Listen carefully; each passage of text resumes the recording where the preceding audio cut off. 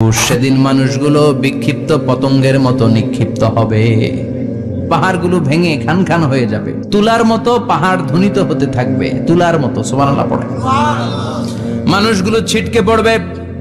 এই পৃথিবীর মাধ্যাকর্ষণ শক্তি থাকার কারণে আমরা ছিটকে পড়ি না। এই যে বসে আছি, সবকিছু পৃথিবীর মধ্যে লেগে আছে, এটার কারণ দ্য গ্র্যাভিটেশনাল ল, গ্র্যাভিটেশনাল পাওয়ার। এটা পৃথিবীর সবকিছু তার কেন্দ্রের দিকে টেনে রাখে। কিন্তু কিয়ামতের দিন আল্লাহ পৃথিবীটারে ধরে যখন একটা ঝাঁকুনি দিবেন, একটা কাঁপুনি দিবেন, একটা ভাইব্রেশন দিবেন, একটা আর্থকোয়েক, একটা ভূমিকম্প দিবেন, মুহূর্তের মধ্যেই পুরো পৃথিবীর সবকিছু ছিটকে পড়ে যাবে। চিল্লায় পড়েন আল্লাহু আকবার। মানুষগুলো পৃথিবীতে বসে থাকতে পারবে না, দাঁড়িয়ে থাকতে পারবে না, ডানে বায়ে সামনে পিছনে কে কোথায় ছিটকে পড়বে কোনো ইয়ত্তা থাকবে না। কাল ফারাশিল মাবসুস, মানুষগুলো বিক্ষিপ্ত পতঙ্গের মতো নিক্ষিপ্ত হবে। শীতকালে ছেলেপেলেরা গ্রামাঞ্চলে অনেক সময় র্যাকেট খেলে না, ব্যাডমিন্টন খেলে, দেখবেন ওই খেলার জন্য শীতকালে ক্ষেতের মাঝখানে বাঁশ গেড়ে দেয় আর বাঁশের মধ্যে লাইট লাগায়। এলাকায় খেলেনি? এই রাত্রিবেলা বাঁশ গেড়ে দিলে ওর মধ্যে লাইট লাগালে কোত্থেকে যেন অনেক পোকা চলে আসে, ডান দিকে একটা, বাঁ দিকে একটা, সামনে পেছনে ছিটকে ছিটকে পড়ে। কিয়ামতের সেই কঠিন দিন মানুষগুলো বিক্ষিপ্ত এরকম পতঙ্গের মতো ডানে বায়ে ছিটকে ছিটকে পড়বে। পাহাড়গুলো চূর্ণ বিচূর্ণ হয়ে যাবে, ভেঙে খান খান হয়ে যাবে। তুলাকে ধ্বনিত করলে তুলা যেমনি ধ্বনিত হয়, তুলার মাঝখানে লাঠি দিয়ে পেটালে, তুলাকে পাতলা করার জন্য, আরামদায়ক করার জন্য, মোটা বানানোর জন্য যখন লাঠি দিয়ে ধ্বনিত করা হয়, দেখবেন সামান্য তুলার ধুলিকণা ছিটেকণা বাতাসের মধ্যে শূন্যে ভাসে। ফু মারলে আরো দূরে যায়, ফু মারলে আরো দূরে যায়। বাতাসের ছাপটা ওইটা কোথায় যে চলে যায় কেউ জানে না। পৃথিবীর বড় বড় সাইজের পাহাড়গুলো সেদিন এই তুলার মতো, তুলা যেমনি বাতাসে ধ্বনিত হয়, পাহাড়গুলো সেদিন তুলার মতো বাতাসে ধ্বনিত হতে থাকবে। চিল্লায় এখন আল্লাহু আকবার। এই পৃথিবীর সবচেয়ে বড় পাহাড়ের নাম মাউন্ট এভারেস্ট। বিশাল বড় পাহাড়, উপরে শুধু বরফ আর বরফ। এটার বলে হিমালয়, বাংলায় কি বলে? নেপালে অবস্থিত এই হিমালয়ের পাহাড়। আমি একবার কাতার থেকে যাচ্ছি কায়রো, ওই ফ্লাইটে হিমালয়ের পাশ দিয়ে ফ্লাই করে, বিমানের সামনে স্ক্রিন থাকে, আপনি কোন জেলা কোন থানার উপর দিয়ে যাচ্ছেন ওটা শো করে। আমি দেখলাম হিমালয়ের পাশ দিয়ে ফ্লাই করছে। জানলা দিয়ে তাকিয়ে দেখি বিশাল মাউন্ট এভারেস্ট, উপরে শুধু বরফ আর বরফ। সুবহানাল্লাহ পড়ে। 29,035 ফিট উঁচু ওই পাহাড়টা সেদিন আল্লাহ যখন একটা ঝাঁকুনি দিবে, পৃথিবীটারে ভেঙে খান খান হয়ে যাবে, টুকরা টুকরা হয়ে যাবে, তুলার মতো বাতাসে ধ্বনিত হতে থাকবে। ইউরোপের সবচেয়ে বড় পাহাড়ের নাম হচ্ছে আল্পস পর্বতমালা। পুরো মাউন্টেন রেঞ্জটা ভেঙে চুরমার হয়ে যাবে, ধূলিকণা হয়ে যাবে। আমেরিকার সবচেয়ে বড় পাহাড়ের নাম আলাস্কা মাউন্টেন রেঞ্জ। অ্যাটলাস বা ম্যাপ নিয়ে যাদের পড়াশোনা আছে দেখবেন ইউনাইটেড স্টেটস অফ আমেরিকা, এখানে নর্থ আমেরিকার পাশে বড় করে লেখা আলাস্কা, পুরোটাই পাহাড়, আমেরিকার সবচেয়ে উঁচু পাহাড়। এই পাহাড়গুলো সেদিন ভেঙে টুকরা টুকরা হয়ে যাবে। বাংলাদেশের ময়মনসিংহে আছে আমাদের এদেশের সবচেয়ে বড় পাহাড়, গাঢ় পাহাড়। নাম শুনছেন? আল্লাহ জানে কি জানি হবে সেদিন আমাদের পাহাড়ের অবস্থা। তাজিংডং বিজয়, বান্দরবানে কেওক্রাডাং, চিম্বুক, চিম্বুকের চূড়ায় আমি উঠেছিলাম 2002 সালে। সেখানে পার্সোনাল প্রাইভেট কার নিয়ে যাওয়া যায় না, মাইক্রো নিয়েও যেতে পারবেন না। চাঁদের গাড়ি আছে একটা, ওইটা আলাদা এক্সট্রা 2-3টা ইঞ্জিন লাগানো, ওইটা দিয়ে টেনে টেনে আপনারা নেবে। উপরে সেনাবাহিনীর ক্যাম্প আছে। বাংলাদেশের 3য় বৃহত্তম পাহাড়। কিয়ামতের দিন আল্লাহ যখন একটা ঝাঁকুনি দিবে, পৃথিবীটারে যখন একটা নাড়া দিবে, আর ইসরাফিল যখন ফুৎকার দিবে, একটা পাহাড়ও টিকবে? চিল্লায় বলেন টিকবে?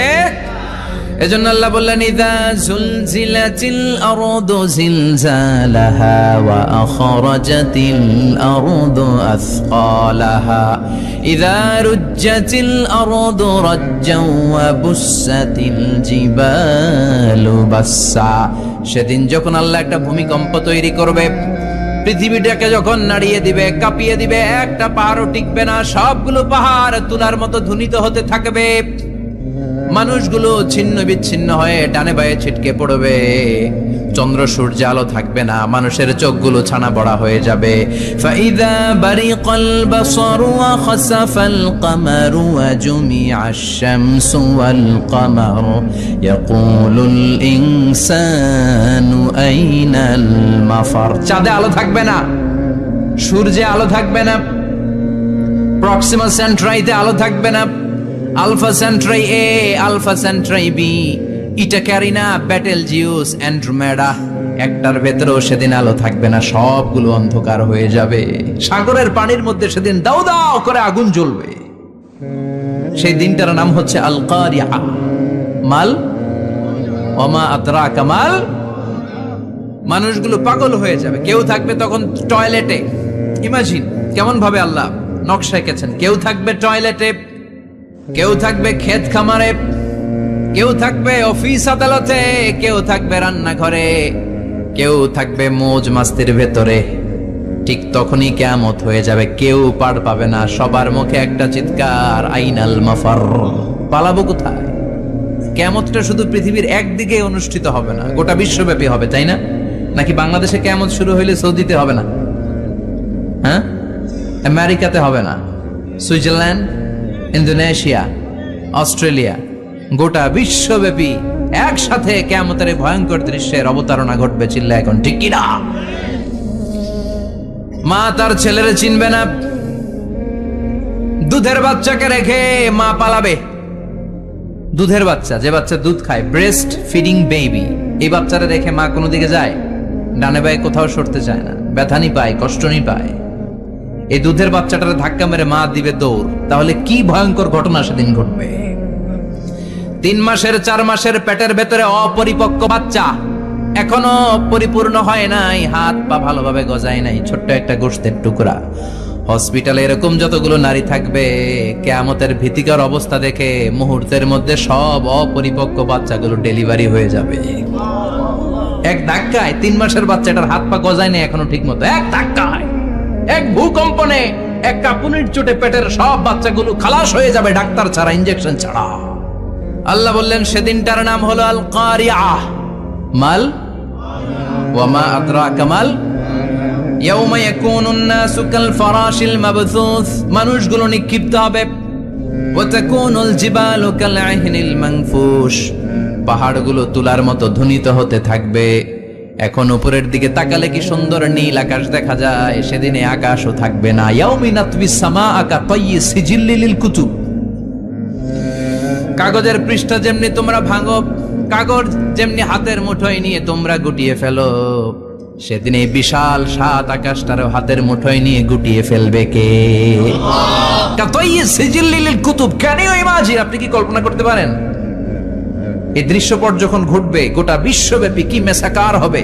স্যাটেলাইট চ্যানেলগুলো ভেঙে দুমড়ে মুচড়ে পড়বে, পৃথিবীর যত বড় বড় টাওয়ার গুলো আছে ভেঙে আবাসিক এলাকার উপর পড়বে, পাহাড়গুলো ভেঙে খান খান সাগরের পানির ভেতরে দাউ দাউ করে আগুন জ্বলবে। বুর্জ আল খলিফা, পৃথিবীর সবচেয়ে উঁচু টাওয়ার, ওইটার তো কিছু হবে না। ওই দিন কি হবে? ভেঙে যাইব, ভেঙে খান খান হয়ে যাবে, ভেঙে টুকরা টুকরা হয়ে যাবে। এবার আমি যখন হজে গিয়েছিলাম, জেদ্দা এয়ারপোর্টে নেমে মাক্কা যাচ্ছি প্রথমে উমরার জন্য, তখন বাঁ দিকে অনেক দূরে দেখতে পেলাম কিংডম টাওয়ার। এটার কাজ চলতেছে। আগামী বছর, এই বছর অথবা আগামী বছর এটার খুলে দিবে। এটা বুর্জ আল খলিফা থেকে আরো উঁচু। বুর্জ আল খলিফা 818 মিটার উঁচু, আর এই কিংডম টাওয়ার 1000 মিটার উঁচু, মানে 1 কিলোমিটার উঁচু। কিয়ামতের ওই ঝাঁকুনি আর ভূমিকম্পের সময় এগুলো টিকবে একটাও? আরো যে টাওয়ার গুলো আছে, Shanghai tower, Taipei 101, Petronas twin tower, বাংলাদেশের 40, 50, 60 তালাগুলা টিকবে? আমাদের কুমিল্লা শহর তো এখন টাওয়ারের শহর হয়ে গেছে। একটা বড় ছাদের উপর থেকে কুমিল্লা শহরের দিকে তাকালে এটা কি কুমিল্লা না উত্তরা বুঝাই যায় না। এই টাওয়ার গুলো একটাও টিকবে? আওয়াজ করে বলেন, টিকবে?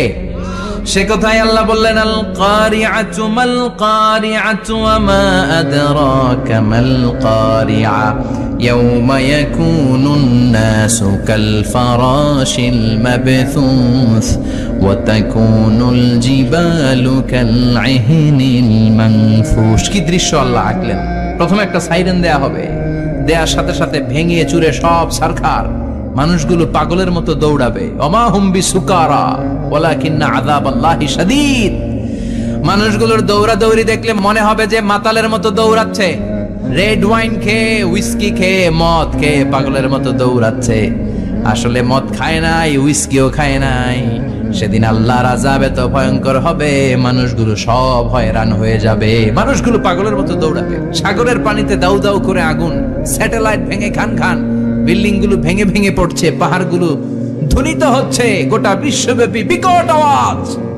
পৃথিবীর যখন ঠিক এইরকম অবস্থা, আল্লাহ তাআলা ইসরাফিলকে বলবে, ইসরাফিল 3টা ফুৎকার দেওয়ার জন্য তোকে তৈরি করেছি, এবার দ্বিতীয় ফুৎকারটা দে। তাকে ফুৎকার দিতে হবে মোট কয়টা?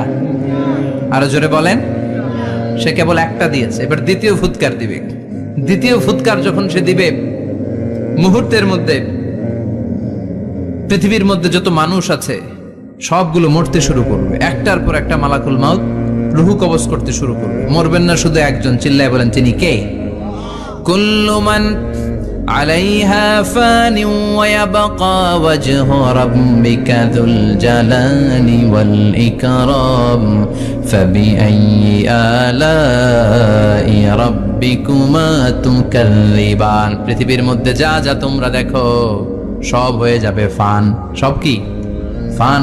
আমরা বলি না ফানা ফানা, বলি ফানা ফানা হয়ে যাবে, কিছু থাকবে না, থাকবে একজন, চিল্লায় বলেন তিনি কে? এজন্য সব সময় আল্লাহর কাছে কামনা করবেন, আল্লাহ তুমি ঈমানের মরণ দাও। পড়ে না আমিন।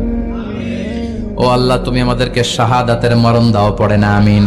আমাকে শহীদ করে সেই মিছিলে শামিল করে নিও, যে মিছিলের নেতা মীরে হামজা খোবায়েবে খাব্বাব আল্লাহর কাছে ছিল অতি প্রিয়। শামিল করে নিও আমাকে শহীদ করে সেই মিছিলে শামিল করে নিও। পড়েন আমিন।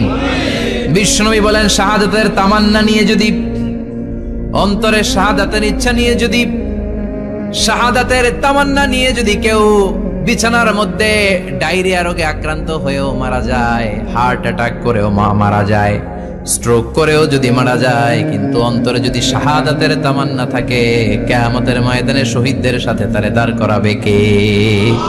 ঈমানের পথে অবিচল থেকে আমার মরণ যেন হয়। পড়েন আমিন। আমার সাথে সাথে বলেন, ঈমানের পথে অবিচল থেকে আমার মরণ যেন হয়। তোমারই কাছে মিনতি আমার, তোমারই কাছে মিনতি আমার, মহামহিম দয়াময়। ঈমানের পথে অবিচল থেকে আমার মরণ যেন হয়। পড়ে না আমিন। ঈমানের মৃত্যু এক আল্লাহ ছাড়া কেউ দিতে পারে না। শাহাদাতের মৃত্যু আল্লাহ ছাড়া কেউ দিতে পারে না। এজন্য আখের যদি ভালো হয়, সব ভালো তার, শেষ ভালো যার। বিশ্বনবী দোয়া করতেন, আল্লাহুম্মা রযুকনা হুসনাল খাওয়াতিম, আল্লাহুম্মা রযুকনা হুসনাল খাওয়াতিম। প্রতিদিন সব সময় নামাজের পরে পড়বেন, আল্লাহুম্মা রযুকনা হুসনাল খাওয়াতিম, আল্লাহুম্মা রযুকনা হুসনাল খাওয়াতিম। আল্লাহ আমাদের শেষটাকে ভালো করো, আমাদের শেষটাকে তুমি ঈমানের উপর করো। পড়েন আমিন। অনেক আল্লাহওয়ালা নামাজি শেষ জীবনে মুরতাদ হয়ে যায়, নাস্তিক হয়ে যায়, আছে না নাই? এজন্য বিশ্বনবী বলতেন, আল্লাহুম্মা রযুকনা হুসনাল খাওয়াতিম, আল্লাহ শেষটা আমার ভালো করো, আমার শেষটা যেন কালিমাতুত তাইয়্যিবা লা ইলাহা ইল্লাল্লাহর উপর হয়, আমার শেষটা যেন ঈমানের উপর হয়। পড়েন আমিন। এক সাহাবা জিহাদের ময়দানে, বুখারীর বর্ণনা, যুদ্ধের ময়দানে সে সামনে যাই পাচ্ছে, লা তাজিদু শাযযা ওয়ালা ফাযযা ইল্লা ইয়াকতুলু বিসাইফি, বিশাল তলোয়ার নিয়ে আল্লাহু আকবার বলে বলে কাফের আর মুশরিকের বাচ্চাগুলোরে কচুকাটা করছে। সাহাবীরা দেখে পেছন থেকে বাহাবা দেয়, নবীর কাছে এসে খোঁজ খবর দেয়, ও নবী দেখেন আপনার সাহাবী দিন কায়েমের আন্দোলনে কালিমার পতাকাটারে জমিনের বুকে পতপত করে ওড়ানোর জন্য কেমন করে যুদ্ধের ময়দানে, জিহাদের ময়দানে কাফের আর মুশরিকদেরকে কচু কাটা করছে নবী দেখেন। আজকে জিহাদের ময়দানে যুদ্ধের সব সওয়াব আল্লাহ এই সাহাবীরই দিয়ে দিবে। বিশ্বনবী বললেন হুয়া ফিন্নার, সে জাহান্নামে যাবে। সাহাবীরা তো অবাক, জীবন বাজি রেখে তলোয়ার নিয়ে কাফিরদের সাথে যুদ্ধে ময়দানের মধ্যে লিপ্ত, একটার পর একটা কাফির গুলোরে হত্যা করে জাহান্নামের মেহমান করে পাঠিয়ে দিচ্ছে। এই লোকটা কেমন করে জাহান্নামী হয়? বিশ্বনবী বললেন হুয়া ফিন নার, এই লোকটা জাহান্নামে যাবে, এরে কেউ বাঁচাতে পারবে না, জাহান্নামী। এক সাহাবী মনে মনে বলল এই লোকটা কেমন করে জাহান্নামী হয়, আমি তার পেছনে পেছনে দেখবো তার শেষ পর্যন্ত কি ঘটে, কারণ নবী যা বলে এটা তো কোনোদিন মিথ্যা হতে পারে। সাহাবী লুকিয়ে লুকিয়ে তার পিছু নিল, দেখলো যুদ্ধ করতে করতে জিহাদের ময়দানে শত্রুদের মাঝখানে এক ঘাটির ভেতরে সে মারতে মারতে চলে গিয়েছে। মারতে মারতে কাফেরদের মাঝখানে এমন জায়গায় চলে গিয়েছে চারদিক থেকে কাফেররা তাকে ঘেরাও দিয়ে ফেলেছে। এবার আর সে পারে না, দীর্ঘ সময় যুদ্ধ করতে করতে এবার ক্লান্ত শ্রান্ত, এবার নিজেও মারে আবার মাইরও খায়, মারে আবার মাইরও খায়। খেতে খেতে হঠাৎ এক কাফেরের তলোয়ারের আঘাতে তার ডান হাত নাই, এক কোপে ডান হাতটা জমিনে পড়ে গিয়েছে, ফিনকে দিয়ে রক্ত, ব্লিডিং হতে হতে, রক্তপাত হতে হতে সাহাবী নিস্তেজ, আর পারে না, আর সহ্য করতে পারে না। শাহাদাতের জন্য অল্প একটু দেরি, এই অল্প একটু দেরি সাহাবীর আর সহ্য হয় নাই। ওই সাহাবী নিজের তলোয়ারটা জমিনের মধ্যে গেড়ে তলোয়ারের উপর ঝাঁপিয়ে পড়েছে। তলোয়ারের এক মাথা পেটের এখান দিয়ে ঢুকে পিঠের ওই পাশ দিয়ে বের হয়েছে। যে সাহাবী পেছন থেকে ফলো করেছে সে বলে আশহাদু আন্না মুহাম্মাদ রাসূলুল্লাহ, আল্লাহু আকবার। দৌড়ে এসে নবীর কাছে বলে ও নবী, আপনি যে নবী, শেষ নবী, আখিরি জামানার পয়গম্বর, আপনি যে বিশ্ব নবী, কোনো সন্দেহ নাই, আমি নিজ চোখে চাক্ষুষ দেখে এসেছি আপনার ওই সাহাবা আত্মহত্যা করে দুনিয়া থেকে বিদায় হয়েছে। এজন্য শেষটা কার, শেষটা কিভাবে যায় আমরা জানি। এজন্য আল্লাহর কাছে আমরা ফরিয়াদ করি আমাদের মৃত্যু যেন ঈমানের মৃত্যু হয়। আমিন পড়েন, আর জোরে পড়েন আমিন। দ্বিতীয় ফুৎকার দেওয়ার সাথে সাথে আল্লাহ মালাকুল মাউতকে বলবে ও মালাকুল মাউত, পৃথিবীর সব মানুষগুলোর রূহ কবজ কর। সব মানুষের রূহ কবজ হয়ে যাবে, সব জিনদের রূহ কবজ কর, সব জিনদেরও রূহ কবজ হয়ে যাবে। এবার সব ফেরেশতাদের রূহ কবজ কর, সব ফেরেশতাদের রূহ কবজ হয়ে যাবে। আল্লাহ বলবেন আখবিরনি মাইয়া বুখা, আর কে কে বেঁচে আছে বল। মালাকুল মউত বলবে আল্লাহ মানুষগুলো সব শেষ, জিনগুলো শেষ, ফেরেশতাগুলো শেষ, শুধুমাত্র 4 জন বড় বড় ফেরেশতা এখনো মরে নাই। আল্লাহ বলবে যা জিব্রাইল, মিকাইল, ইসরাফিল, যে ইসরাফিলের ফুৎকারে কিয়ামত হয়েছে ওই ইসরাফিলকেও শেষ করে ফেল। জিব্রাইল, ইসরাফিল, মিকাইল সব শেষ, এবার মহাবিশ্বে কেউ নাই। আল্লাহ বলবেন আখবিরনি মাইয়াবকা, ও মালাকুল মাউত আজরাইল, এবার কে আছে? কয় কেউ নাই, সব শেষ। কেউ আছে? কেউ নাই, সব শেষ, আছে শুধু আল্লাহ আর মালাকুল মাউত, ঠিক কি না? আল্লাহ বলবে আখবিরনি মাইয়াবকা, ও মালাকুল মাউত আমারে বল কে আছে? কয় আমি আছি। কয় তুই মর। আমি আছি, আমি। আল্লাহ বলবে তাহলে এবার তুই মর। তুই মর শোনার সাথে সাথে মালাকুল মাউতের কাঁপুনি ছুটে যাবে, খিচুনি ছুটে যাবে, ভয় ভয়ে খিচুনি ছুটে যাবে, কারণ মৃত্যুটা তো সে দেখেছে। দুইটা সিস্টেমে মালাকুল মাউত রূহ কবজ করে। আপনারা যারা আল্লাহওয়ালা, আপনাদের মাথার সামনে এসে সুশ্রী, যত সুন্দর হতে পারে একজন মানুষ, এরকম একজন মানুষের চেহারায় আসবে আপনাদের কাছে, এসে সুগন্ধি পারফিউম মাখা সাদা ধবধবে কাপড় পরে এসে আপনার শিওরে বসবে, এসে খুবই বিনয়ের সাথে ভদ্রতার সাথে বলবে ইয়া আইয়াতুহান নাফসুল মুতমাইন্না, ইয়া আইয়াতুহান নাফসুল মুতমাইন্না, ইয়া আইয়াতুহান নাফসুত তাইয়্যিবা, হে পবিত্র আত্মা বেরোয় আয়। বলার সাথে সাথে আপনার রুহটা স্মুথলি বের হয়ে যাবে। ইয়াতি বিহানুত মিন হানুতিল জান্নাহ, কাফান মিন আকফানিল জান্নাহ, জান্নাতের হানুতে করে কাফনের মধ্যে পেঁচিয়ে আপনার রুহটারে মালাকুল মাউত ইল্লিনে নিয়ে যাবে। আল্লাহ আমাদের সবার নসিবে এই ঘটনা তুমি জারি করে দিও, আমিন। আর যারা ইসলাম মানে নাই, কোরআন মানে নাই, বিশ্বনবীরা মানে নাই, তাদের সামনে কুৎসিত আকৃতির একটা ভয়ঙ্কর চেহারা নিয়ে আসবে। বিআকবাহি মা ইয়াকুন, হাদিসে এসেছে যত খারাপ হতে পারে একজন মানুষের চেহারা, যত দুর্গন্ধ যুক্ত হতে পারে একজন মানুষের দেহ, বিদঘুটে ভয়ঙ্কর রাক্ষসে এক চেহারা নিয়ে আসবে। মুমিনের সামনে এসে যেমনি ভদ্রভাবে বসে যায়, সে এরকম আসবে না, সে ত্রাস সৃষ্টি করবে। ডাকাত যখন আপনার অ্যাটাক করে এমন ত্রাস সৃষ্টি করবে, কোপ মেরে আঘাত করে আপনি ভয়ে সব দিয়ে দিবেন। ওনারা দেখলে আপনার পিলে চমকে যাবে। ভয়ঙ্কর দুর্গন্ধযুক্ত কালো একটা ড্রেস পরে আপনার সামনে এসে এমন ত্রাস সৃষ্টি করে বসবে, ওইটা দেখলে অবস্থা খারাপ। চিৎকার দিয়ে ধমকাবে আর বলবে, ইয়া আইয়াতুহান নাফসুল খাবিসা, হে পাপাত্তা বেরোয় আয় ইলা গাদাবিল্লাহ, আল্লাহর ক্ষোভ, আল্লাহর রাগের দিকে তুই বের হয়ে আয়।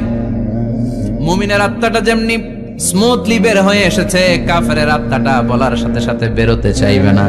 আত্মাটা একবার ডানে দৌড়, একবার বায়ে দৌড়, একবার সামনে দৌড়, আর একবার পিছনে দৌড়। এবার মালাকুল মাউত আরো হিংস্র হয়ে যাবে।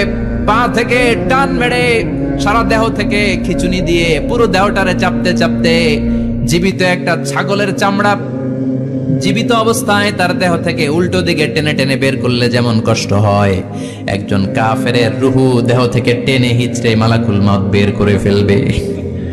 এজন্য আল্লাহর কাছে আমরা চাই, ইমানের পথে অবিচল থেকে আমার মরণ যেন হয়। প্রতিদিন পড়বেন এটা দোয়া, ইমানের পথে থেকে যেন আমাদের মৃত্যু হয়। পড়েন আমিন। মালাকুল মাউত এই দৃশ্যগুলো নিজেই ঘটিয়েছে, তার জানা আছে মৃত্যুর কত কষ্ট। আল্লাহ বলবেন মর, বলার সাথে সাথে কাঁপুনি ছুটে যাবে। আল্লাহ বলবেন কেঁপে লাভ নাই, মর, মরতে হবেই, কারণ কুল্লু নাফসিন, everyone has to take the test of death. সবাইকে মৃত্যু নিতে হবে, গ্রহণ করতে হবে স্বাদ। The most certain thing in our life is death, but the most uncertain thing in our life is the time of death. আমাদের জীবনের সবচাইতে সুনিশ্চিত বিষয় হচ্ছে যে আমরা মরবো, এটা আমরা সবাই জানি না, কিন্তু সবচাইতে অনিশ্চিত বিষয় হচ্ছে যে আমরা কখন মরবো, এটা আমরা কেউ জানি না। জানি মালাকুল মাউত কাঁপতে থাকবে। আল্লাহ বলবেন জান্নাত এবং জাহান্নামের মাঝ বরাবর একটা জায়গা আছে, আল আরাফ, ওইখানে দাঁড়া। ওইখানে দাঁড়িয়ে মালাকুল মাউত বিকট একটা চিৎকার দিয়ে সারা পৃথিবীর মানুষগুলো, ফেরেশতাগুলো যেমনি দুনিয়া থেকে বিদায় হয়েছে, মালাকুল মাউত তখন বিদায় হয়ে যাবে। সেদিন বিকট একটা চিৎকার মেরে তিনি বিদায় হবেন। বিশ্বনবী বলেন মালাকুল মাউতের মরণের সময় সেই চিৎকারটা ওই দিন এত ভয়ঙ্কর হবে, দুনিয়াতে যদি তখন মানুষ থাকতো, কিয়ামত ঘটানোর জন্য আলাদা করে ইসরাফিলের সিংগায় ফুৎকার দেওয়ার আর দরকার হতো না। মালাকুল মাউতের মরণের কষ্টের ওই চিৎকারের আওয়াজ শুনলে মানুষগুলো সব কানের পর্দা ফেটে জমিনের মধ্যে তখনই লাশ হয়ে পড়ে যেত। মালাকুল মাউত এখন আর নাই, ডানে বায়ে সামনে পেছনে কেউ নাই, একজন ছাড়া, তিনি কে? আল্লাহ তখন বলবেন ইয়া আরদু আইনা নাহারুকি, পৃথিবী তোর নদীগুলো কই, বিল্ডিং গুলো কই, রাজা বাদশা গুলো কই, পৃথিবীর নাজ নেয়ামত কই, ভোগের দুনিয়া আজকে কোথায়, অহংকার দাপট আর ক্ষমতার বড়াই আজকে কোথায়? লিমানিল মুলকুল ইয়াউম, who belongs the kingdom today, আজকে ক্ষমতা কার? চিল্লায় বলেন তো সেদিন ক্ষমতা হবে কার? লিমানিল মুলকুল ইয়াউমা লিল্লাহিল ওয়াহিদিল কাহ্হার, ক্ষমতা সেদিন কারো নয়, ক্ষমতার মালিক একজন, তিনি কে? সব ক্ষমতার মালিক আল্লাহ, কেউ নাই, সব মরে গেছে। এভাবে যে কত হাজার কোটি বছর আল্লাহ একা থাকবেন এটা আল্লাহ জানেন, আমরা কেউ জানি? ইসরাফিলকে আল্লাহ বানিয়েছিলেন সিংহায় 3টা ফুৎকার দেওয়ার জন্য। চিৎকার করে বলতে হবে কয়টা? দিছে কয়টা? বাকি আছে কয়টা? এবার রব্বুল আলামিন ইসরাফিলকে জীবিত করবেন, জীবিত করে বলবেন তাড়াতাড়ি 3য় ফুৎকার দিয়ে তোর ডিউটি শেষ কর। সুবহানাল্লাহ পড়েন। ইসরাফিল এবার 3য় ফুৎকার দিবে। 3য় ফুৎকার দেওয়ার সাথে সাথে পৃথিবীর বিভিন্ন প্রান্ত থেকে, মহাবিশ্বের বিভিন্ন প্রান্ত থেকে মানুষের জিনগুলো দাঁড়াতে শুরু করবে। বিমান দুর্ঘটনায় যারা মারা গিয়েছে, ছাই হয়েছে, ছাই থেকে উঠে দাঁড়াবে। তিমি মাছের খাবার হয়ে সাগরের মধ্যে মিশে গিয়েছিল, সাগর থেকে দাঁড়াতে শুরু করবে। পাহাড়ের মধ্যে যারা মারা গিয়েছে, পাহাড় থেকে উঠবে। হিন্দুদের শ্মশানের মধ্যে যেখানে লাশ পোড়ানো হতো, ওখান থেকে দাঁড়াবে। মানুষগুলো কবর থেকে উঠবে, যে যেখানে মারা গিয়েছে সেখান থেকে দাঁড়াবে। মিনহা খালাকনাকুম ওয়া ফিহা নুঈদুকুম ওয়া মিনহা নুখরিজুকুম তারাতান উখরা, মাটি থেকে বানালাম, মাটির কবরে পাঠালাম, আবার মাটির কবর থেকে দাঁড় করায় দিবে কে? মানুষগুলো দাঁড়াবে। মুমিন বান্দারা চোখ কচলাতে কচলাতে বলবে মান বাআসানা মিন মারকাদিনা, قالوا من بعثنا من مرقدنا هذا ما وعد الرحمن وصدق المرسلون। মুমিন বান্দারা চোখ ডলতে ডলতে বলবে, ঘুম ভাঙালো কে? ঘুম ভাঙালো? আমার ঘুম ভাঙালো কে? মুমিনরা, আপনারা। দাদা আসছে, আনন্দের ঘুম দিবেন সেদিন কবরে। তিনটা প্রশ্ন আপনারে করা হবে। মার রব্বুক, তোর রবের নাম কি? তোমার ধর্মের নাম কি? এই লোকটারে চিনো নাকি? ওনার নাম কি? এবার বলবে, তিনটা প্রশ্নের উত্তর কোত্থেকে শিখলা? কও, কোত্থেকে শিখছেন? বলতে হবে, কোরআন থেকে শিখেছি। চারটার উত্তর যখন করতে পারবেন, ইফসাহু লাহু কবরুহু ৭০ যিরাআন, কবরটারে ৭০ হাত লম্বা করে দেয়া হবে। ওয়া ইফতাহু লাহু বাবুন ইলাল জান্নাহ, আপনার কবরের ভেতরে থেকে জান্নাতের দিকে একটা ঘর করে দেয়া হবে। জান্নাতের সুঘ্রাণওয়ালা সুবাতাস আপনার কবরের মধ্যে এসে ধাক্কা মারবে। জান্নাতে ঢোকা লাগবে না আপনার, ওই কানেকশন দিয়ে আসবে। এয়ার কন্ডিশনের যে রুমগুলো আছে, ওই রুমগুলোর ভিতরে না ঢুকলো, দরজার আশেপাশ দিয়ে হাঁটলেও একটা ঠান্ডা ঠান্ডা বাতাস আছে না নাই? দেহের মধ্যে লাগে। জান্নাতে আপনার ঢোকা লাগবে না, কবরের মধ্যে শুয়ে শুয়ে জান্নাতের সুবাতাস পাবেন। এবার বলবে, ফায়ুল বাসুলিবাসু আহলিল জান্নাহ, জান্নাত থেকে আনা 2টা জান্নাতি সেট পোশাক আপনারে পরিয়ে দেয়া হবে। এবার আপনারে বলা হবে, আহলান ওয়া সাহলান, কংগ্রেচুলেশন, খোশ আমদেদ, তোমার জন্য কংগ্রেচুলেশন, সুস্বাগতম। তিনটার পরে চতুর্থ প্রশ্নের উত্তরও পেরেছ, জান্নাতের পোশাক তোমারে পরিয়ে দিলাম, আর কোনো কাজ নাই, এবারের মতো খেলা শেষ, এবার ঘুমাও। কি করো? কথা বলেন। ঘুমাও। নাম কানাউমিল আরুস, বাসর রাতে বর যেমনি কনেকে নিয়ে শান্তির ঘুম দেয়, এরকম ঘুম দাও। তোমার ঘুম কেউ ভাঙাতে পারবে না, ইসরাফিলের 3 নাম্বার ফুৎকার ছাড়া। সুবহানাল্লাহ পড়বেন না? সেই ঘুম ভেঙে যাবে, চোখ ডলতে ডলতে বলবে, মান বাআসানা মিন মারকাদিনা হাযা মা ওয়া'দার রহমান ওয়া সাদাকাল মুরসালুন। চোখ ডলতে ডলতে বলবে, কে আমাদের ঘুম ভাঙালো? ফেরেশতারা বলবে, হাযা মা ওয়া'দার রহমান, এটা সেই দিন যে দিনের ওয়াদা দিয়েছে কে? আজকের দিনটা হলো ফাইনাল দিন, আজকের খেলাটা হবে ফাইনাল খেলা, দ্য ফাইনাল ডে। আজকে বিচারের দিন। ওই যে শুনছিলা, জাররা জাররা বিচার হবে, ওই বিচার আজকে অনুষ্ঠিত হবে। পৃথিবীর বুকে যে বিচারগুলো হয় নাই, সেদিন ওই বিচারগুলো করবে কে? আল্লাহ। পৃথিবীর বুকে যে ধর্ষণের বিচার হয় নাই, ওই দিন ওই ধর্ষণের বিচার আছে না নাই? পৃথিবীর বুকে যে অন্যায় ভাবে বিচার বহির্ভূত হত্যাগুলো করা হয়েছে, ক্রস ফায়ার গুলো দেয়া হয়েছে, গুম করা হয়েছে, খুন করা হয়েছে, সেদিন এই বিচারগুলো আছে না নাই? পৃথিবীর বুকে জুলুম করে একজনের জমি আরেকজন মাইরা খাইছে, ওনার দাপট ছিল, ওনার উপরে কোনো কথা ছিল না গ্রামে, কিন্তু কিয়ামতের ওই কঠিন দিনে এগুলোর বিচার আছে না নাই? বিচার যদি না থাকতো, all the worldly life it's a joke. বিচার না থাকলে পৃথিবীটা একটা জোক, একটা খেলাধুলা। অবশ্যই বিচার থাকতে হবে, বিচারের কাঠগড়ায় তোমাকে দাঁড়াতে হবে। চিল্লা এখন ঠিক কিনা? সবাই দাঁড়াবে। The day of resurrection, the day of qiyamah, al-qari'ah, mal wama adraka mal। বিশ্বনবী বলেন, উলঙ্গ হয়ে দাঁড়াবে সব। ইহশারুন নাসু ইয়াওমাল কিয়ামাতি হুফাতান উরাতান মুশাতান গুরলা। সেদিন মানুষগুলো উলঙ্গ, গায়ে জামা নাই, পেটে দানা পানি নাই, পায়ের মধ্যে জুতা নাই, সব উলঙ্গ। ভাবতেছেন না খালি শুনতেছেন? ভাবতেছেন যে ওই দিন আপনিও দাঁড়াবেন, আমিও দাঁড়াবো, আমাদের সবাইকে দাঁড়াতে হবে। অবশ্যম্ভাবী। ওইটা থেকে পার পাওয়ার কোনো সুযোগ আমাদের নাই। চিল্লা এখন ঠিক কিনা? আল্লাহ বললেন, কাআন সাফসাফা লা তারা ফিহা আওয়াজান ওয়ালা আমতা, লেভেল প্লেইং ফিল্ড। এক জায়গা থেকে কোটি কোটি মানুষ এক নজরে দেখা যাবে। সবগুলো উলঙ্গের মতো দৌড়াবে, পেটে দানা পানি নাই, খাওয়া দাওয়া নাই, ক্লান্ত শ্রান্ত পেরেশান। আকাশের সূর্যটা একেবারে মাথার কাছে চলে আসবে। আল্লাহর আরশের ছায়া ছাড়া সেদিন কেউ কোনো ছায়া পাবে না। আল্লাহ এই কঠিন দিন তোমার আরশের নিচে এই গুনাহগার বান্দাদেরকে তুমি ছায়া করে দিও। আল্লাহর আরশের ছায়া ছাড়া সেদিন কোনো ছায়া নাই। সূর্যের তাপে মাথার মগজগুলো ভাতের মাড়ের মতো গলে গলে নাকের ছিদ্র দিয়ে কানের ছিদ্র দিয়ে বেয়ে বেয়ে পড়বে। মানুষগুলো ক্লান্ত শ্রান্ত পেরেশান, ক্ষুধার জ্বালায় তৃষ্ণার জ্বালায় জিহ্বাটা বের হয়ে যাবে। 50,000 বছর হবে সে দিনটা লম্বা। কয় হাজার? 50,000 বছর পাগল হয়ে যাবে মানুষ, পাগল। মা এসে বললেন, ইয়া রাসূলুল্লাহ, ইয়া হাবিবাল্লাহ, ভয়ঙ্কর সেদিন মানুষগুলো দাঁড়াবে, নারী পুরুষ কারো গায়ে জামা নাই।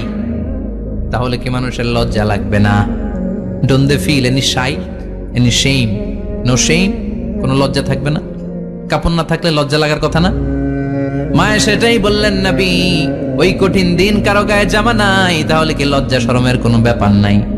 বিশ্বনবী বলেন, আয়েশা রে, ওই দিনটা এত ভয়ঙ্কর, কার গায়ে জামা আছে কার গায়ে নাই টেরও পাওয়া যাবে না। ইয়াউমা ইয়াফিরুল মারউ মিন আখিহি ওয়া উম্মিহি ওয়া আবি, নিজের সাথে মিলান, সবাই নিজের মায়ের সাথে মিলান। সেদিন ভাইকে দেখে ভাই পালাবে, আপনার ভাইকে আপনি পরিচয় না দিয়ে পালিয়ে যাবেন। আপনার ছোট বোনটারে দেখে পরিচয় না দিয়ে আপনি দৌড়াবেন। আপনার কলিজার টুকরা সন্তানটারে নাকি আপনি চিনবেন না। আপনার প্রিয়তমা স্ত্রী আপনারে চিনবে না, আপনি তারে চিনবেন না।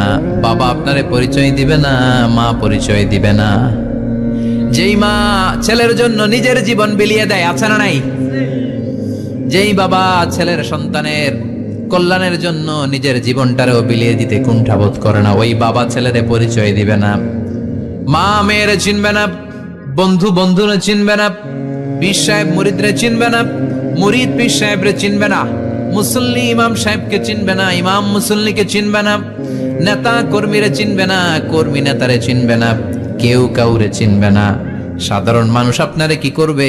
নবীরাও বলবে ইয়া নাফসি, সব নবীর মুখের জিকির ইয়া নাফসি, ইয়া নাফসি। বাঁচানোর কেউ নাই। 50,000 বছর মানুষগুলো ছুটতে ছুটতে সাইয়েদনা আদম আলাইহিস সালামের কাছে যাবেন। নূহ আলাইহিস সালাম, ইব্রাহিম আলাইহিস সালাম, মূসা আলাইহিস সালাম, সবাই বলবে পারবো না, আমাদের পক্ষে করা কিছু সম্ভব না। আজকে আল্লাহ এত রাগান্বিত হয়েছে, এত রাগান্বিত আল্লাহ পৃথিবীতে কোনোদিন হন নাই। আবার এর চেয়ে বেশি রাগান্বিত সামনেও কোনোদিন হবেন না। আজকে আল্লাহর সামনেই যাওয়া যাবে না। পরে সাইয়েদনা ঈসা আলাইহিস সালাম বলবেন, সাজেশন আছে আমার কাছে, সাজেশন। আজকের এই কঠিন দিনে কোন নবী আল্লাহর সামনে দাঁড়াতে পারবে না, একমাত্র আখিরি জামানার পয়গম্বর বিশ্ব নবী মুহাম্মদুর রাসূলুল্লাহ ছাড়া সাল্লাল্লাহু। বিশ্ব নবী মাকামে মাহমুদে তখন সিজদায় পড়ে থাকবেন, কাঁদতে থাকবেন। সবার জিকির ইয়া নাফসি, বিশ্ব নবীর জিকির ইয়া উম্মতি। আল্লাহু আকবার। আল্লাহ বলবেন, নবী আর কাঁদবেন না, মাথা তুলেন। ইরফা রাসাক, ও নবী মাথা তুলেন। সাল তুতা, আজকে যা চাবেন আমি তাই দেব। ওয়াশফা তুশাফা, যার জন্য সুপারিশ করবেন কবুল করে নেব। কঠিন দিন, ওই ভয়ঙ্কর দিনের ভয় অন্তরে থাকার দরকার আছে না নাই? ওই দিনটার নাম আল কারিয়া, মাল ওমা আদরাকা মাল। এরপর আল্লাহ বললেন, ফাআম্মা মান সাকুলাত মাওয়াজিনুহু ফাহুয়া ফি ঈশাতির রাদিয়া ওয়া আম্মা মান খাফফাত মাওয়াজিনুহু ফাউম্মুহু হাবিয়া ওয়া মা আদরাকা মা হিয়া নারুন হামিয়া। পড়েন আল্লাহু আকবার। দেখেন বর্ণনাটা কেমন করে দিচ্ছেন আল্লাহ। বললেন, সেদিন আমি মিজানের পাল্লায় তোমাদের সবকিছুর ওজন দেব। মিজানের বহুবচন হচ্ছে মাওয়াজিন। মিজান মানে দাড়ি পাল্লা, মিজান মানে কি? বহুবচন কি? মাওয়াজিন। আল্লাহ বললেন, ফাআম্মা মান সাকুলাত মাওয়াজিনু, এই মিজানের পাল্লা যদি কেউ ভারী করতে চান, একটা দোয়া সকাল সন্ধ্যা পড়বেন, সুবহানাল্লাহি ওয়া বিহামদিহি সুবহানাল্লাহিল আযীম। আমার সাথে সাথে আওয়াজ করে পড়েন, সুবহানাল্লাহি ওয়া বিহামদিহি সুবহানাল্লাহিল আযীম, সুবহানাল্লাহি ওয়া বিহামদিহি সুবহানাল্লাহিল আযীম। বিশ্বনবী বলেন, এই দুইটা বাক্য জিহ্বায় উচ্চারণ করতে পাতলা, আল্লাহর কাছে বড্ড প্রিয়, কিন্তু মিজানের পাল্লায় রেখে দিলে ওজন হয়ে যাবে, বিশাল ওজন, আপনার ওজনের পাল্লা ভারী করে ফেলবে। সেদিন আল্লাহ মিজানের পাল্লায় জাররা জাররা হিসাব করবেন। মিজানের শাব্দিক সুন্দর অর্থ হচ্ছে নিক্তি পাল্লা। কি পাল্লা? কথা বলেন।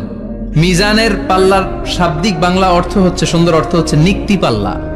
দাড়ি পাল্লাতে আলু মাপে, ডাল মাপে, চাল মাপে, এগুলো মাপে। নিক্তি পাল্লাতে স্বর্ণ মাপে, ঠিক কিনা? দাড়ি পাল্লা দিয়ে স্বর্ণ মাপতে দেখছেন? নিক্তি পাল্লা দিয়ে মাপে, কারণ দাড়ি পাল্লায় খুব সূক্ষ্মাতি সূক্ষ্ম হিসাব করা যায় না। দু চারটা চাল ডাল বেশি কম এদিকে যাক ওদিকে যাক তেমন সমস্যা নাই, কিন্তু স্বর্ণ যদি কিছু বেশি কম যায়, আমও শেষ, সালাও ব্যবসা শেষ।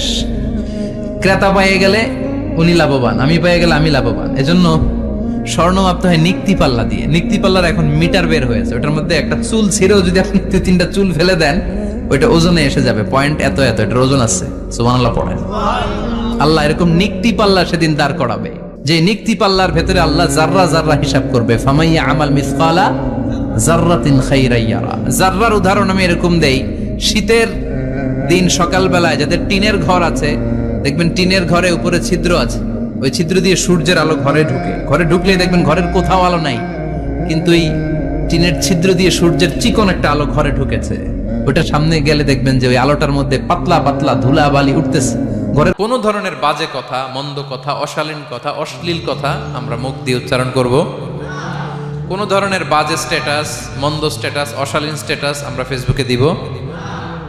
আসসালামু আলাইকুম ওয়া রাহমাতুল্লাহি তাআলা ওয়া বারাকাতুহু। নাহমাদুহু ওয়া নুসাল্লি আলা রাসূলিহিল কারীম। আম্মা বা'দু ফাআউযু বিল্লাহি মিনাশ শাইতানির রাজীম।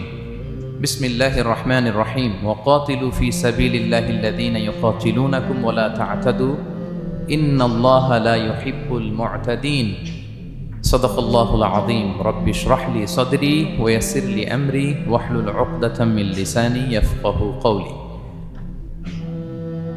বাংলাদেশি মুসলিম কমিউনিটি মালয়েশিয়ার আয়োজনে ইউনিভার্সিটি সায়েন্স মালয়েশিয়ার এই খুলিয়া, দেওয়ান খুলিয়ার এই থিয়েটার হল রুমে আজকে পেনাং কনফারেন্স 2023 যারা আপনারা উপস্থিত হয়েছেন তাদের সবাইকে জানাচ্ছি আন্তরিক শুভেচ্ছা এবং অভিনন্দন। আহলান ওয়া সাহলান ওয়া মারহাবান বিকুম ফি হাযাল লিকা আত-তাইয়িব আল মুবারাক। শুরুতে আমরা আল্লাহ রাব্বুল ইজ্জা ওয়াল জালালের দরবারে শুকরিয়া জ্ঞাপন করছি যে আল্লাহ রাব্বুল ইজ্জা ওয়াল জালাল আমাদেরকে একটি চমৎকার জায়গায়, চমৎকার একটি পরিবেশে কিছু দিনই কথা শুনবার জন্য একত্রিত হওয়ার সুযোগ দিয়েছেন। আমরা সবাই পড়ছি কালিমাতুশ শুকুর, আলহামদুলিল্লাহ। আল্লাহ রাব্বুল ইজ্জা ওয়াল জালালের দরবারে শুকরিয়া জ্ঞাপনের পাশাপাশি আমি আজকের এই প্রোগ্রামের অর্গানাইজিং কমিটি যারা আছেন তাদেরকে আমি অন্তরের অন্তঃস্থল থেকে শুকরিয়া জানাতে চাই। বিশেষ করে আজকের এই হল রুম পাইয়ে দেওয়ার ক্ষেত্রে আমাদের এখানে ডক্টর আজিম, রাইট, মাশাআল্লাহ, ডক্টর আজিম এখানে উপস্থিত আছেন। পেনাংয়ের বিভিন্ন পর্যায়ের বাংলাদেশের প্রবাসী ব্যবসায়ী ভাইরা আছেন, তারপর এখানে ভলান্টিয়ার্স ভাইরা আছেন এবং সিকিউরিটির দায়িত্বে একটা পোশাকি বাহিনী এখানে আছেন। আমি প্রত্যেককে অন্তরের অন্তঃস্থল থেকে শুকরিয়া জানাই। এবং এই যে আমরা মাগরিবের আগে বসলাম, আমরা আমাদের নিয়ত খালেস করে নিই যে এই 1 ঘন্টা আমরা আল্লাহর জন্য ব্যয় করব, কিছু শিখবার জন্য, নিজের জীবনকে পরিবর্তন করবার জন্য। তাহলেই আমাদের এত আয়োজন। এই যে সকালে আমরা ফজরের আজানের 1 ঘন্টা আগে উঠে আমরা রওনা হয়েছি, কুয়ালালামপুর থেকে এসেছি, আপনারা অনেক দূর দূরান্ত থেকে এসেছেন। আমাদের এই আশা বসা এটা কাজে লাগবে। আমরা কামনা করি আল্লাহ তাআলা আমাদের এই আশাকে, এই বসাকে, এই একত্রিত হওয়াকে, এই কোরআনের এই মিলন মেলাকে আমাদের নাজাতের ওয়াসিলা বানাক। আমরা ইউনিভার্সিটি সায়েন্স মালয়েশিয়ার এই হলরুমে যেমনি সবাই একত্রিত হয়েছি, আল্লাহ তাআলা সেই জান্নাতুল ফিরদাউসেও যেন তার মেহমান হয়ে আমরা একত্রিত হতে পারি। আল্লাহ তাআলা আমাদেরকে তৌফিক দান করুন। সম্মানিত ভাইয়েরা, আপনারা সবাই সুস্থ আছেন তো? আলহামদুলিল্লাহ। আল্লাহ তাআলা আপনাদের সবাইকে ভালো রাখুন, সুস্থ রাখুন, নিরাপদে রাখুন, তার সন্তুষ্টির পথে অবিচল রাখুন। কালামুল্লাহ মাজিদে আল্লাহ তাআলা জানিয়ে দিয়েছেন 7 শ্রেণীর ব্যক্তিকে তিনি অপছন্দ করেন। কয় শ্রেণীর? আবার বলুন, কয় শ্রেণীর? জি, 7 শ্রেণীর ব্যক্তিকে আল্লাহ তাআলা অপছন্দ করেন। তো মানে আল্লাহ তাআলা তাদেরকে ভালোবাসেন না। আমরা আজকে এই 7 শ্রেণীর ব্যক্তি কারা তাদের ব্যাপারে জানার চেষ্টা করব এবং আমরা সতর্ক হয়ে যাব যে আমরা যেন তাদের অন্তর্ভুক্ত না হই। কি বলেন? কোন 7 শ্রেণীর ব্যক্তি, কোন অভাগা, কোন কপাল পোড়া সেই 7 শ্রেণীর ব্যক্তি যাদেরকে আল্লাহ তাআলা পছন্দ করেন না, ভালোবাসেন না, এই মর্মে তিনি কালামুল্লাহ মাজিদে ঘোষণা দিয়েছেন। এবং আমরা সতর্ক হওয়ার চেষ্টা করব এই বৈশিষ্ট্য যেন কশিনকালেও কভু আমাদের মধ্যে না আসে। তাহলে কালামুল্লাহ মাজিদ আল্লাহ তাআলা যে জানিয়েছেন যে তিনি 7 শ্রেণীর ব্যক্তিকে পছন্দ করেন না, তার মধ্যে প্রথম শ্রেণী হচ্ছে সীমা লঙ্ঘনকারী। আরবিতে বলে আল মুআতাদুন, সীমা লঙ্ঘনকারী ব্যক্তিকে আল্লাহ তাআলা পছন্দ করেন না। লিমিট ক্রস করলে আল্লাহ তাআলা পছন্দ করেন না। লিমিটকে কেউ যদি ওভারস্টেপ করে, ক্রস করে, আল্লাহ তাআলা পছন্দ করেন না।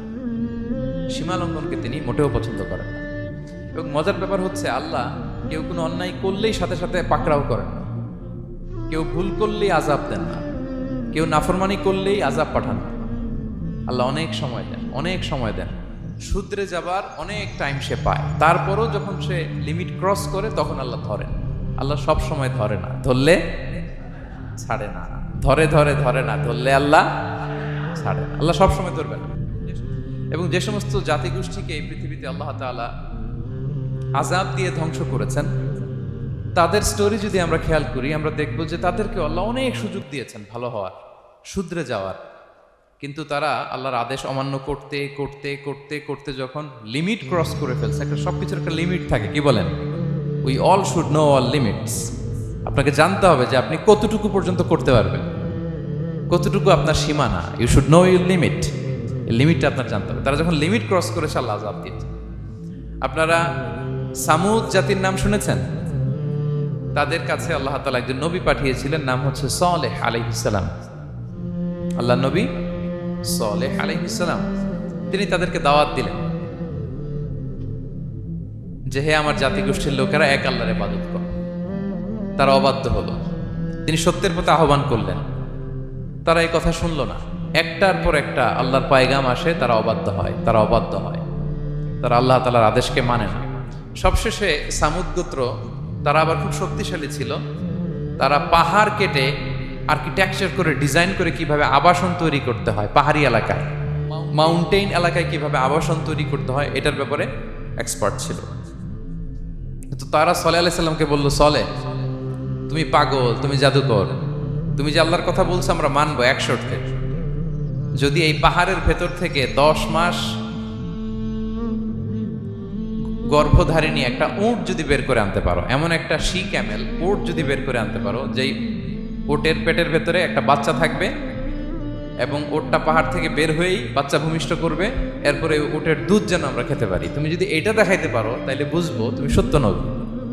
দোয়া করলেন, আল্লাহ আমার এই জাতি সামুদ, তারা তো চেয়েছে যে পাথর ভেতর থেকে যদি একটা উট বেরোয়, উট যদি বাচ্চা দেয় আর দুধ দেয়, তাহলে তারা তোমাকে মেনে নেবে। আল্লাহ তুমি মেহেরবানি করে এই মিরাকেল, এই মুআজিজা তুমি তাদের দেখিয়ে দাও।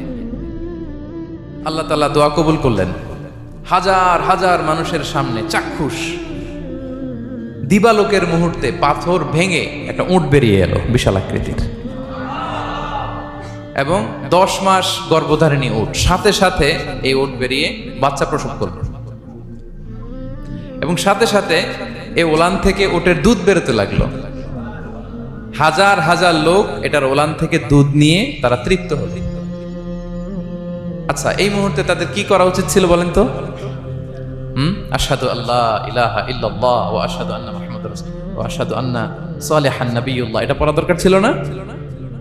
দরকার ছিল। কিন্তু তারা একের পর এক গোয়ার তুমি করতে করতে করতে করতে চাক্ষুষ দিনের বেলা এত বড় একটা মুআজিজা দেখার পরেও তারা অস্বীকার করলো। সাল্লাল্লাহু আলাইহি ওয়াসাল্লাম বললেন, তোমরা তোমাদের ওয়াদা পূরণ করো। তারা বলল, তুমি বড্ড বড় জাদুকর, তুমি যেন তেন জাদুকর না, তুমি পাহাড়ের ভেতরে জাদু ঢুকাই ফেলছো। কি মনে হয় তারা লিমিট ক্রস করে ফেলছে না? এবার ক্রস করছে না? তারা সীমা লঙ্ঘন করে ফেলেছে। দে ক্রসড দেয়ার লিমিট। এবার তো আর ছাড় দেওয়া যায় না, কারণ আমি আপনাদের বলেছি শুরুতে যে আল্লাহ সব সময় ধরে না, কিন্তু যখন ধরে ছাড়ে না। আযাব চলে আসলো। কি আযাব? আর্থকোয়েক, রাজফা, পুরো ভূখণ্ড কেঁপে উঠলো। কেঁপে ওঠার সাথে সাথে সব মাটিতে পড়ে গেল। 2 নাম্বার আসলো সাউন্ড ওয়েভ, শব্দ নিনাদ, প্রচন্ড শব্দ তরঙ্গ।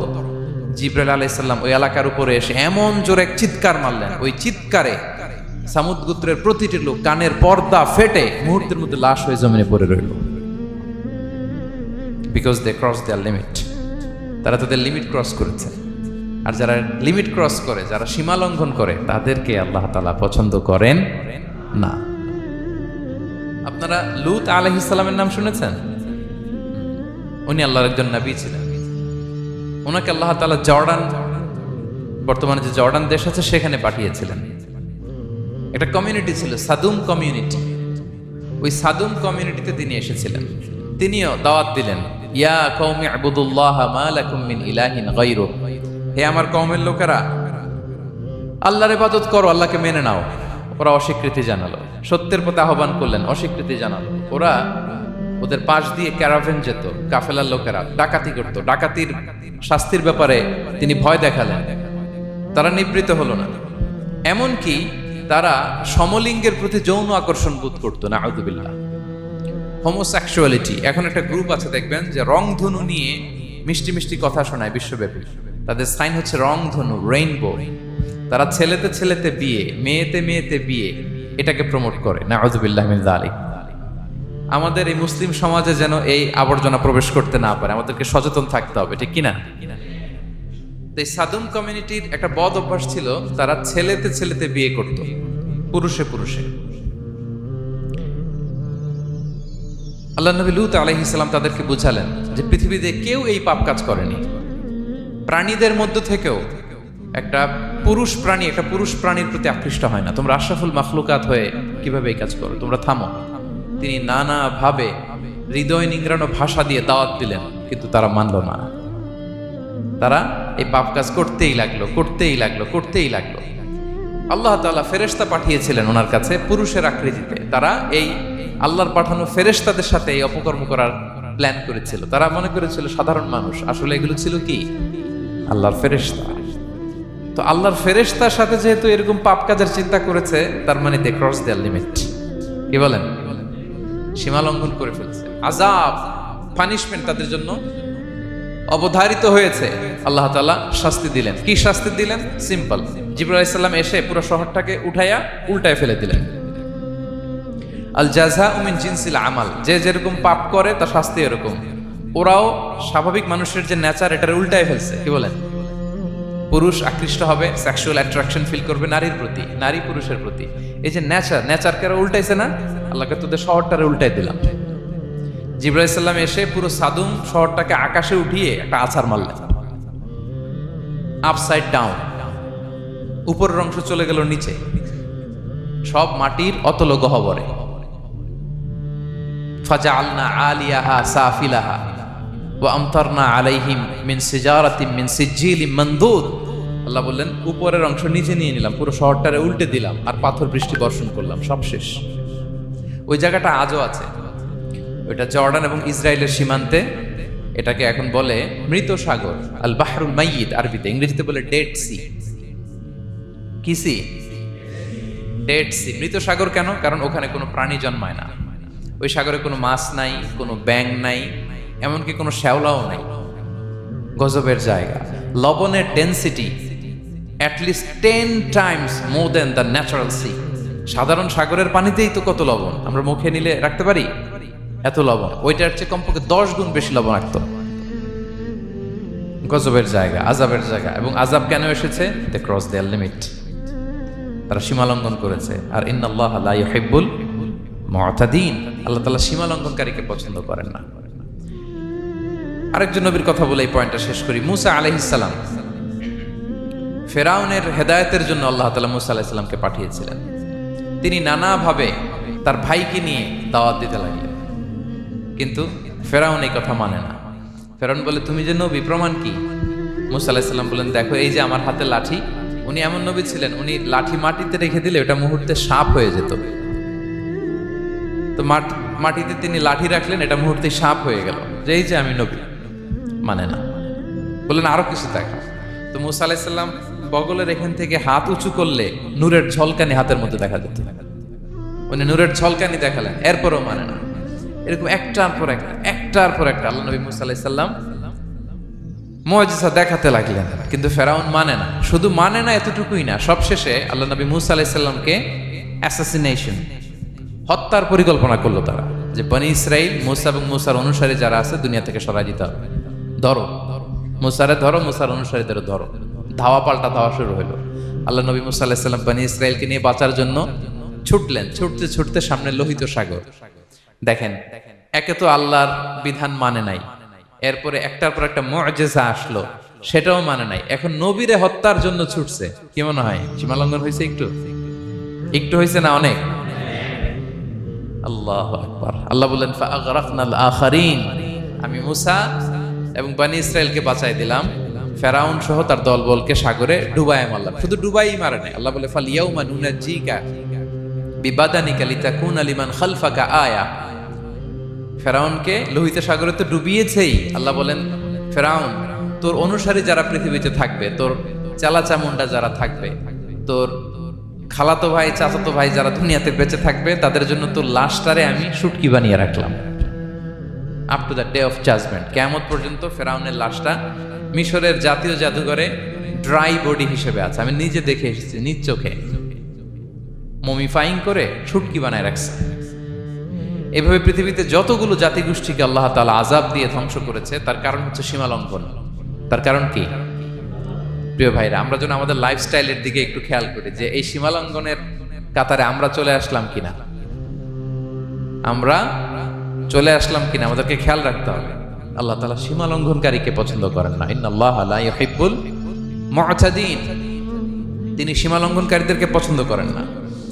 এমনকি রাসূলুল্লাহ সাল্লাল্লাহু আলাইহি ওয়াসাল্লামের বায়োগ্রাফি যদি আমরা খেয়াল করি, আমরা দেখব যে তিনি যখন যুদ্ধের জন্য অভিযান পরিচালনা করতেন, দল পাঠাতেন, সেনাবাহিনী পাঠাতেন, তখন তাদেরকে বলতেন খবরদার যুদ্ধের ময়দানে সীমালঙ্ঘন করো না, সীমালঙ্ঘন করো না, খবরদার। যুদ্ধে যদি কেউ হেরে যায়, বন্দীদের সাথে খারাপ আচরণ করো না। ওরা হেরে গেছে বন্দী, আপনি চাইলে তার কান কেটে দিতে পারবেন, নাক কেটে দিতে পারবেন, আকৃতি বিকৃতি করতে পারবেন না। বিষ্ণু ইসলাম বলেন খবরদার সীমালঙ্ঘন করো না। যেখানে যুদ্ধে গিয়েছো ওই এলাকার শিশুদেরকে মেরো না, ওই এলাকার নারীদেরকে মেরো না, ওই এলাকার পাদ্রীদের গায়ে হাত তোলো না। সন্ন্যাসীতে যারা ইবাদত করে ওদের তো দোষ নাই, সিভিলিয়ান নাগরিক, তাদের গায়ে হাত তোলো না, খবরদার। গবাদি পশুর গায়ে হাত তুলবে না, এগ্রিকালচারাল প্রোডাক্ট জ্বালিয়ে দিও না। সুবহানাল্লাহি বিহামদি, কি রহমতের নবী ছিলেন। সীমা লঙ্ঘন যেন না করে বিষ্ণু ইসলাম অভিযান প্রেরণের আগে তিনি স্পষ্ট বলে দিতেন খবরদার কেউ সীমা লঙ্ঘন করবে না। যারা তোমাদের বিরুদ্ধে অস্ত্র তুলেনি তাদের বিরুদ্ধে অস্ত্র তোলা যাবে না, কারণ ইন্নাল্লাহা লা ইউহিব্বুল মু'তাদিন, আল্লাহ তাআলা সীমা লঙ্ঘনকে পছন্দ করেন না। প্রিয় ভাইরা, তাহলে যে 7 শ্রেণীর ব্যক্তিকে আল্লাহ তাআলা পছন্দ করেন না, তার প্রথমটা আমরা জেনে গেলাম, তারা কারা? সীমা লঙ্ঘনকারী। আমি কিন্তু প্রায় এরকম জিজ্ঞেস করব এবং সব শেষে আপনাদেরকে নিয়ে রিভাইজ করব। তাহলে 1 নম্বরে আমরা পেলাম তারা কারা। মেহেরবানি করে সবাই বলবেন একসাথে, তারা কারা? তারা সীমা লঙ্ঘনকারী, তারা তাদের লিমিট ক্রস করে, তাদেরকে আল্লাহ তাআলা পছন্দ করে না। সো আমরা আমাদের লাইফের সাথে একটু মিলিয়ে নেই যে আমরা আমাদের কোন ক্ষেত্রে সীমা লঙ্ঘন করি কিনা একটু খেয়াল করেন। আমার যে দায়িত্ব আছে আমি কি সীমা লঙ্ঘন করি কিনা? আমার স্ত্রী আমার দায়িত্বে, তার সাথে সীমা লঙ্ঘন করি কিনা? আমার ভাতিজা ভাতিজি অনেকের আছে ইয়াতিম, তার বাবা মারা গেছে, তার সব সম্পত্তির দায়ভার আমার উপর দেয়া, আমি ওইখানে তাকে ঠিকঠাক মতো সব দেই কিনা, সীমা লঙ্ঘন করি কিনা? হ্যাঁ, ক্ষমতা পেলে সীমা লঙ্ঘন করি কিনা? কি মনে হয় আমরা ক্ষমতা পেলে সীমা লঙ্ঘন করি কিনা? হ্যাঁ, করে করে হ্যাঁ, মানে যেইখানে ডাক্তারের কাছে যাই বলে ডাক্তার সাহেব আমার এইখানে ফোড়া, সারা দেহের যেই কোনো জায়গায় ধরতে পারেন, এইখানে ধরেন না, তো এইখানে না ধরলে ভালো হবে? ফোড়া যেখানে ট্রিটমেন্ট তো ওইখানে দিতে হবে, কি বলেন? রোগ যেখানে ওষুধও। সীমা লঙ্ঘন, দায়িত্ব পেলে আমরা সীমা লঙ্ঘন করি। এমনকি আমরা যারা ইবাদত করি, অনেকে ইবাদতেও সীমা লঙ্ঘন করি, ইবাদতেও না। ভারসাম্য থাকতে হবে, পরিমিতি বোধ থাকতে হবে। এবং মজার ব্যাপার হচ্ছে আল্লাহ তাআলা দোয়া এবং জিকিরের ক্ষেত্রে এই কথাটা উল্লেখ করেছেন যে তোমরা দোয়া জিকিরের ক্ষেত্রে সীমা লঙ্ঘন করো না। আল্লাহ তাআলা বলেন উদউ রাব্বাকুম তাদাররুআ ওয়া খুফিয়া ইন্নাহু লা ইউহিব্বুল মু'তাদিন। তোমরা আল্লাহকে ডাকো কেমন ভাবে? তাদাররুআ ওয়া খুফিয়া, সবিনয়ে গোপনে, সবিনয়ে ডাকো, চুপিসারে ডাকো, গোপনে গোপনে ডাকো, অল্প আওয়াজে ডাকো। কারণ কি? ইন্নাল্লাহা লা ইউহিব্বুল মু'তাদিন, আল্লাহ সীমা লঙ্ঘনকারীদেরকে পছন্দ করেন না। তাহলে আপনি যদি দোয়া করেন আল্লাহর কাছে, যখন জিকির করবেন বিনীতভাবে, চুপিসারে, সবিনয়ে, বিষ্ণু ঈসা ইসলাম যেভাবে শিখিয়েছেন ওইভাবে জিকির করবেন। নাকি জিকির করতে করতে মানুষের কাঁধে উঠবে না? উঠবেন না? ওঠে ওঠে, হ্যাঁ ওঠে। দেখেন আল্লাহ তাআলা যেইখানে 3 ফোঁটা দেওয়া দরকার 3 ফোঁটা দেয়, যেখানে 1 ফোঁটা ওইখানে 1 ফোঁটা দেয়। আল্লাহ তাআলা ইন্নাহু লা ইউহিব্বুল মু'তাদিন, আল্লাহ সীমা লঙ্ঘনকে পছন্দ করেন না। এই কথাটা ঢুকাইছে কোথায়? দোয়া আর জিকিরের মধ্যে। কারণ আল্লাহ জানে আল্লাহর কিছু বান্দা থাকবে, তারা দোয়া এবং জিকিরের সময় কি করবে? সীমা লঙ্ঘন করবে। মাঝে মাঝে কিছু ভিডিও ক্লিপসে দেখা যায় জিকির করতে করতে আরেকজনের কাঁধের উপরে, যিনি জিকির পরিচালনা করতেছে তার মাথার উপরে। এখন আমি ওয়াজ করতেছি, আপনি যদি লাফাইতে লাফাইতে এসে আমার উপরে পড়েন, হ্যাঁ, মাইকের উপরে যদি এসে পড়েন, আমার অবস্থা হবে কি? লাফাতে লাফাতে উপরে উঠে যায়, নিজে ইনজুর্ড হয়, পাশের শ্রোতাকে ইনজুর্ড করে, যিনি আলোচনা পরিচালনা করতেছে তাকে ইনজুর্ড করে। এরকম আছে না নাই? ইন্নাহু লা ইউহিব্বুল মু'তাদিন, আল্লাহ তাআলা সীমা লঙ্ঘনকে পছন্দ করেন না। তাহলে আমাদের প্রত্যেকের উচিত আমাদের লিমিট জানা, আমরা যেন আমাদের কখনো লিমিটকে ক্রস না করি। প্রিয় ভাইরা, এটা প্রতিটি ক্ষেত্রে, ইভেন ইবাদতে আমরা যেন সীমা লঙ্ঘন না করি। এই পয়েন্টটা মনে থাকবে আপনাদের? আচ্ছা, তাহলে 2 নম্বরে আমরা চলে যাই। 2 নম্বরে যে শ্রেণীকে আল্লাহ তাআলা পছন্দ করেন না তারা হচ্ছে জালিম বা অত্যাচারী। জালিম বা অত্যাচারী, যারা জুলুম করে তাদেরকে আল্লাহ তাআলা পছন্দ করেন না। আল্লাহ তাআলা বলছেন, ফাআম্মাল্লাযীনা কাফারু ফাউআযিবুহুম আযাবান শাদীদান ফিদ দুনিয়া ওয়াল আখিরা ওয়া মা লাহুম মিন নাসিরিন। যারা দুনিয়াতে কুফরি করবে কঠিন শাস্তি দুনিয়াতেও আখিরাতেও। ওয়া আম্মাল্লাযীনা আমানু ওয়া আমিলুস সলিহাতি ফায়ুওয়াফিহিম উজুরাহুম। আর যারা ঈমান আনবে, সৎকর্ম করবে, তাদের প্রতিদান আমি আল্লাহ বুঝিয়ে দেব। ওয়াল্লাহু লা ইউহিব্বুয যালিমিন, তবে জেনে রাখো আল্লাহ তাআলা জালিমিনদেরকে পছন্দ করেন। তাহলে 2 নম্বরে পাওয়া গেল কাদেরকে পছন্দ করে না? আপনি যদি কারো প্রতি জুলুম করেন তাহলে আপনি জালেম, সে হচ্ছে মাজলুম। সে কি? মাজলুম। মজলুম আপনার ক্ষমা না করলে আল্লাহ তাআলা আপনার ক্ষমা করবে না। মজলুম যদি ক্ষমা না করে আল্লাহ তাআলা কঠিন কালো আপনাকে ক্ষমা করবে না। এজন্য জুলুম যেন আমরা কখনো না করি। প্রিয় ভাইরা, জুলুম শুধু আল্লাহ তাআলা আমাদের উপরই হারাম করেনি, আল্লাহ নিজের উপর হারাম করছে। জুলুম শুধু আমাদের জন্যই হারাম না, আল্লাহর জন্য হারাম। আল্লাহ তাআলা বলেন হাদিসে কুদসিতে, ইয়া ইবাদি, হে আমার বান্দারা, ইন্নী হারামতু যুলমা আলা নাফসি, আমি জুলুমকে আমি আল্লাহ নিজের উপরে হারাম করেছি। ওয়া জাআলতুহু বাইনাকুম মুহাররামা, এবং এই জুলুমকে তোমাদের উপর হারাম করেছি। ফালা তাযালামু, তোমরা একে অপরের উপর জুলুম করো না। জুলুম শুধু আমাদের উপরই হারাম না, আল্লাহ নিজের উপরও হারাম করেছেন। তাহলে জুলুমের সাথে কি মুমিনের কোনো সম্পর্ক থাকতে পারে? পারে না। এবং আল্লাহ তাআলা কখনো কোনো বান্দার উপর জুলুম করেন না। ওয়া আন্নাল্লাহা লাইসা বিযাল্লামিন লিল আবিদ, তিনি তার বান্দার উপর জুলুম করেন না। কোনোভাবেই যেন জুলুম না হয়ে যায়, এজন্য আল্লাহ তাআলা কিয়ামতের দিন মাওয়াজিনাল কিসত, ন্যায়ের মানদণ্ড তিনি প্রতিষ্ঠা করবেন, যাতে একটু ভুল না হয়ে যায়, জুলুম না হয়ে যায়। আমরা মাঝে মাঝে যে দোকান থেকে বস্তায় বস্তায় চাল নিয়ে আসি না, চাল দেখা যাবে যে 1 মণ চাল হয়তো সামান্য একটু কমও হইতে পারে, সামান্য একটু বেশিও হইতে পারে। এরকম হয় না?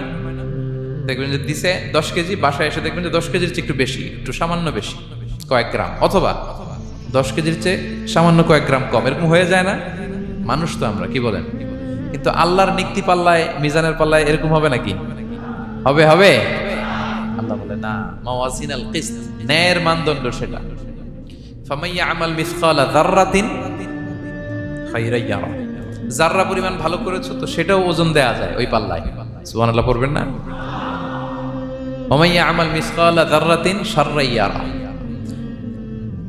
অনুপরিমাণ খারাপ করেছো সেটাও ওজন দেয়া যায়। কারণ ওয়া আন্নাল্লাহা লাইসা বিযাল্লামিন লিল আবিদ, তিনি বান্দার উপর জুলুম করেন না। তিনি এমন পাল্লা দিয়েছে যাতে জুলুম না হয়। আমাদেরটাই ভুল হয়ে যেতে পারে, ওনারটাতে ভুল হলে চলবে না, কেউ জিতে যাবে, ঠকে যাবে। কি বলেন? জাররা কাকে বলে? জাররা, জাররা মানে এত ছোট জিনিস, এত ক্ষুদ্র জিনিস যেটা খালি চোখে দেখা যায় না। বাংলাদেশের উদাহরণ দিলে বুঝতে পারবেন ভালো। বাংলাদেশের শীতের সিজনের কথা মনে আছে আপনাদের? না মালয়েশিয়া এসে সব খাই ফেলাইছেন? হ্যাঁ, মালয়েশিয়া তো সারা বছর গরম, সারা বছর বৃষ্টি, শীত হয় না। তো বাংলাদেশের শীতের সিজনে টিনের ঘর যাদের থাকে, মনে আছে কিনা জানি না আপনাদের, ওই টিনের চালে যদি ছিদ্র থাকে, শীতের দিন টিনের চালে যদি ছিদ্র থাকে, তাহলে মাঝে মাঝে দেখবেন ওই চিকন ছিদ্রটা দিয়ে সূর্যের একটা আলো ঘরের ভিতরে ঢুকে। মনে পড়ে? টিনের চালের ছিদ্র, চিকন এই ছিদ্রটা দিয়ে সূর্যের একটা চিকন রশ্মি নিচে পড়ে, তো ওইটার কাছে গেলে দেখা যায় ওই আলোটার মধ্যে পাতলা কি কি যেন ধুলাবালি উঠতেছে। এটা আবার কিন্তু অন্য জায়গায় দেখা যায়, এমনি দেখা যায় না, কিন্তু ওইটার কাছে গেলে দেখা যায় এই আলোটা যেই বরাবর আসছে এইখানে কিছু ক্ষুদ্র ছোট ধূলিকণা, ডাস্ট ঘুরে বেড়ায়। আল্লাহ বলে এইটার নাম হচ্ছে যাররা। ফামান ইয়ামাল মিসকালা যাররাতিন খাইরান ইয়ারা। এই ডাস্ট উড়ে বেড়ানো ছোট্ট ধূলিকণা যেটা খালি চোখে দেখা যায় না, এতটুকু ভালো যদি করো সেটাও সেই মিজানের পাল্লায় ওজন দেয়া যায়। এতটুকু খারাপও যদি করো সেটাও সেই মিজানের পাল্লায় ওজন দেয়া যায়। আল্লাহু আকবার। তিনি তার বান্দার উপর জুলুম করেন না। জুলুম তিনি নিজের উপর হারাম করেছেন, আমাদের জন্য কি করেছেন? হারাম করেছেন। এবং বিষ্ণু ইসা ইসলাম আরো ভয়ঙ্কর কথা বলেছেন। তিনি বলেছেন, মান যালামা কিদা শিবরিন মিনাল আরদি তুবিকাহু মিন সাবঈ আরাদিন। কেউ যদি জুলুম করে তার ভাইয়ের 1 বিঘত পরিমাণ জমিন খায়। 1 বিঘত চিনেন তো? এই যে আমার এই আঙ্গুল থেকে এই আঙ্গুলটা, এটা টান টান করলে যতটুকু জায়গা, এটার বলে 1 বিঘত। শিবের আরবিতে বলে শিবের। হ্যাঁ, মান যালামা কিদা শিবর। বিষ্ণু বলেন এই 1 শিবর, 1 বিঘত জমি যদি কেউ অন্যায়ভাবে জুলুম করে তার ভাইয়ের কাছ থেকে খায়, কিয়ামতের দিন তুবিকা আলাইহি সাবউ আরাদিন, এই 7 জমিনকে আল্লাহ তাআলা তার ঘাড়ে চাপাবে। খা এবার, খা। অন্যের জমি খাওয়ার এত শখ ছিল, এবার 7 জমিন ঘাড়ে কর।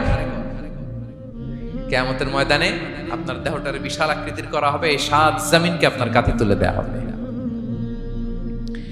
এজন্য আমরা অন্যের রাইটস, অধিকার যেন নষ্ট না করি, কারো উপর যেন জুলুম না করি, কোনোভাবেই না। আমরা নানাভাবে এই জুলুমটা করি।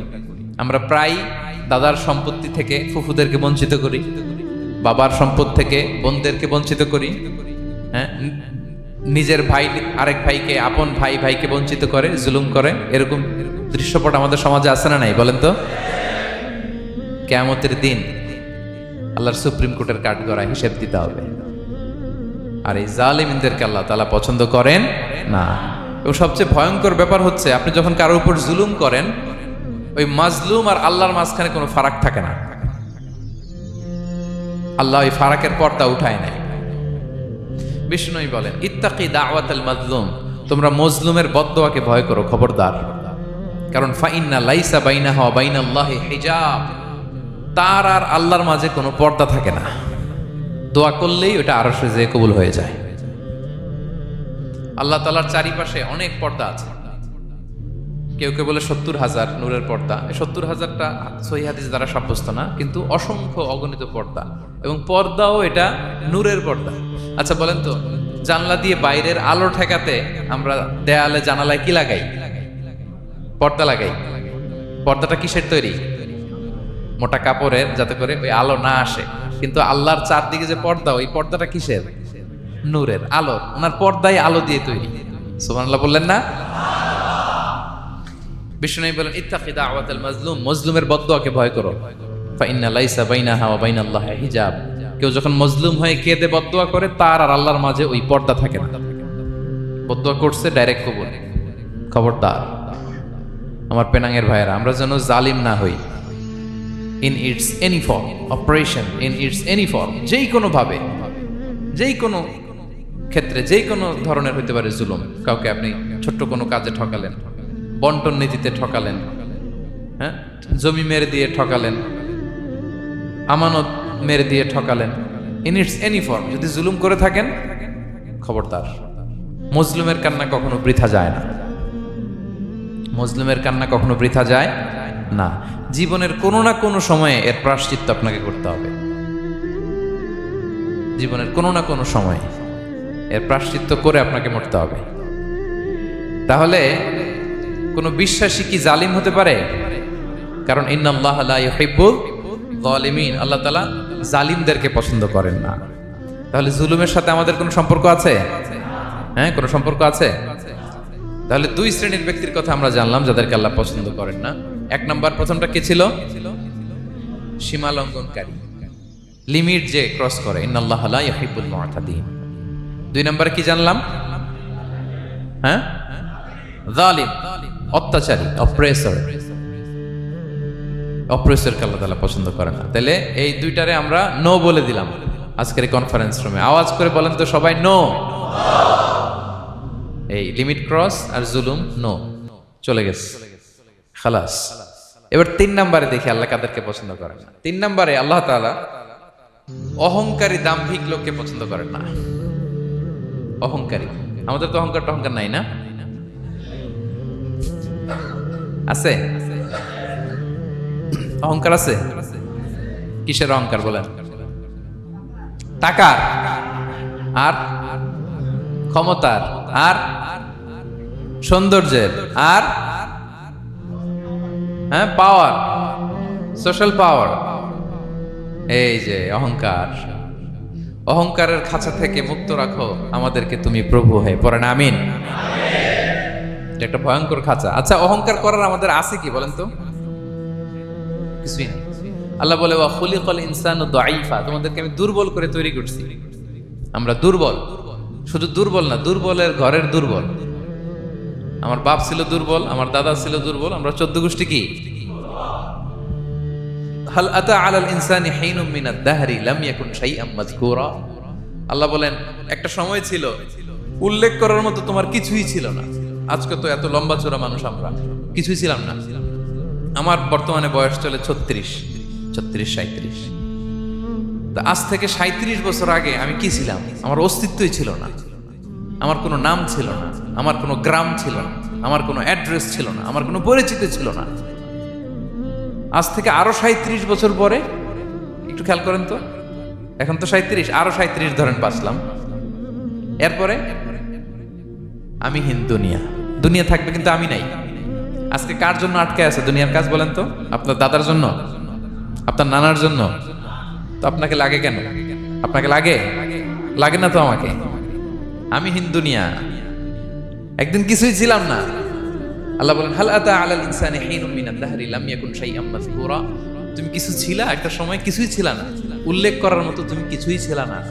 অস্তিত্বহীনের জগৎ থেকে তোমাকে আমি অস্তিত্ব আনলাম। তোমার বাবার পৃষ্ঠদেশ থেকে তোমার মায়ের গর্ভাশয়ে আমি তোমাকে ফেললাম।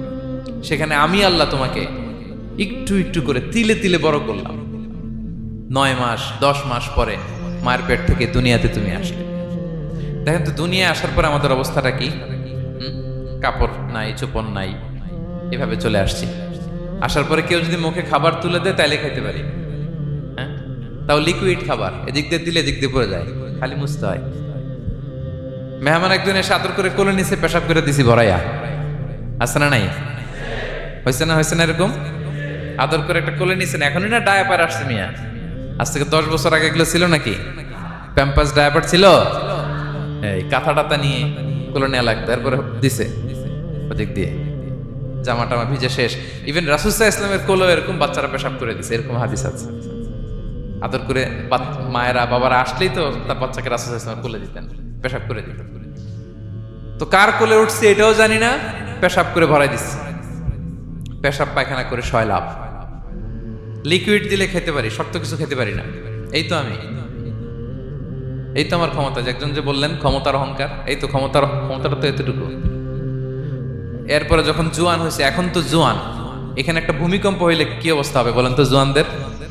হ্যাঁ, কাঁপতে কাঁপতে সব শেষ। একটা ভূমিকম্প, একটা তুফান হলে ওটার বিরুদ্ধে দাঁড়াতে পারি না। একটা তুফান, রাস্তায় টায়ার পাংচার হলে লাফ দিয়ে উঠি। ক্ষমতা আমার নাকি ক্ষমতার অহংকার। কি দুর্বল আমরা, হ্যাঁ?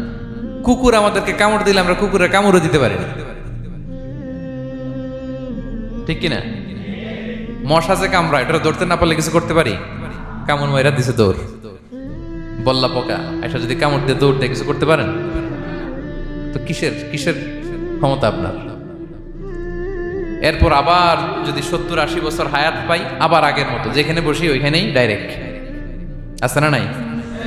বয়স যখন 80 হয়ে যায় আর থাকে শরীরের কন্ট্রোল, আবার যেখানে বসে ওইখানেই পেশাব পায়খানা। খাবার দিলে খাইতে পারি, পিঠটা বাঁকা হয়ে কুজু হয়ে গেছে, এর নাকি আবার অহংকার।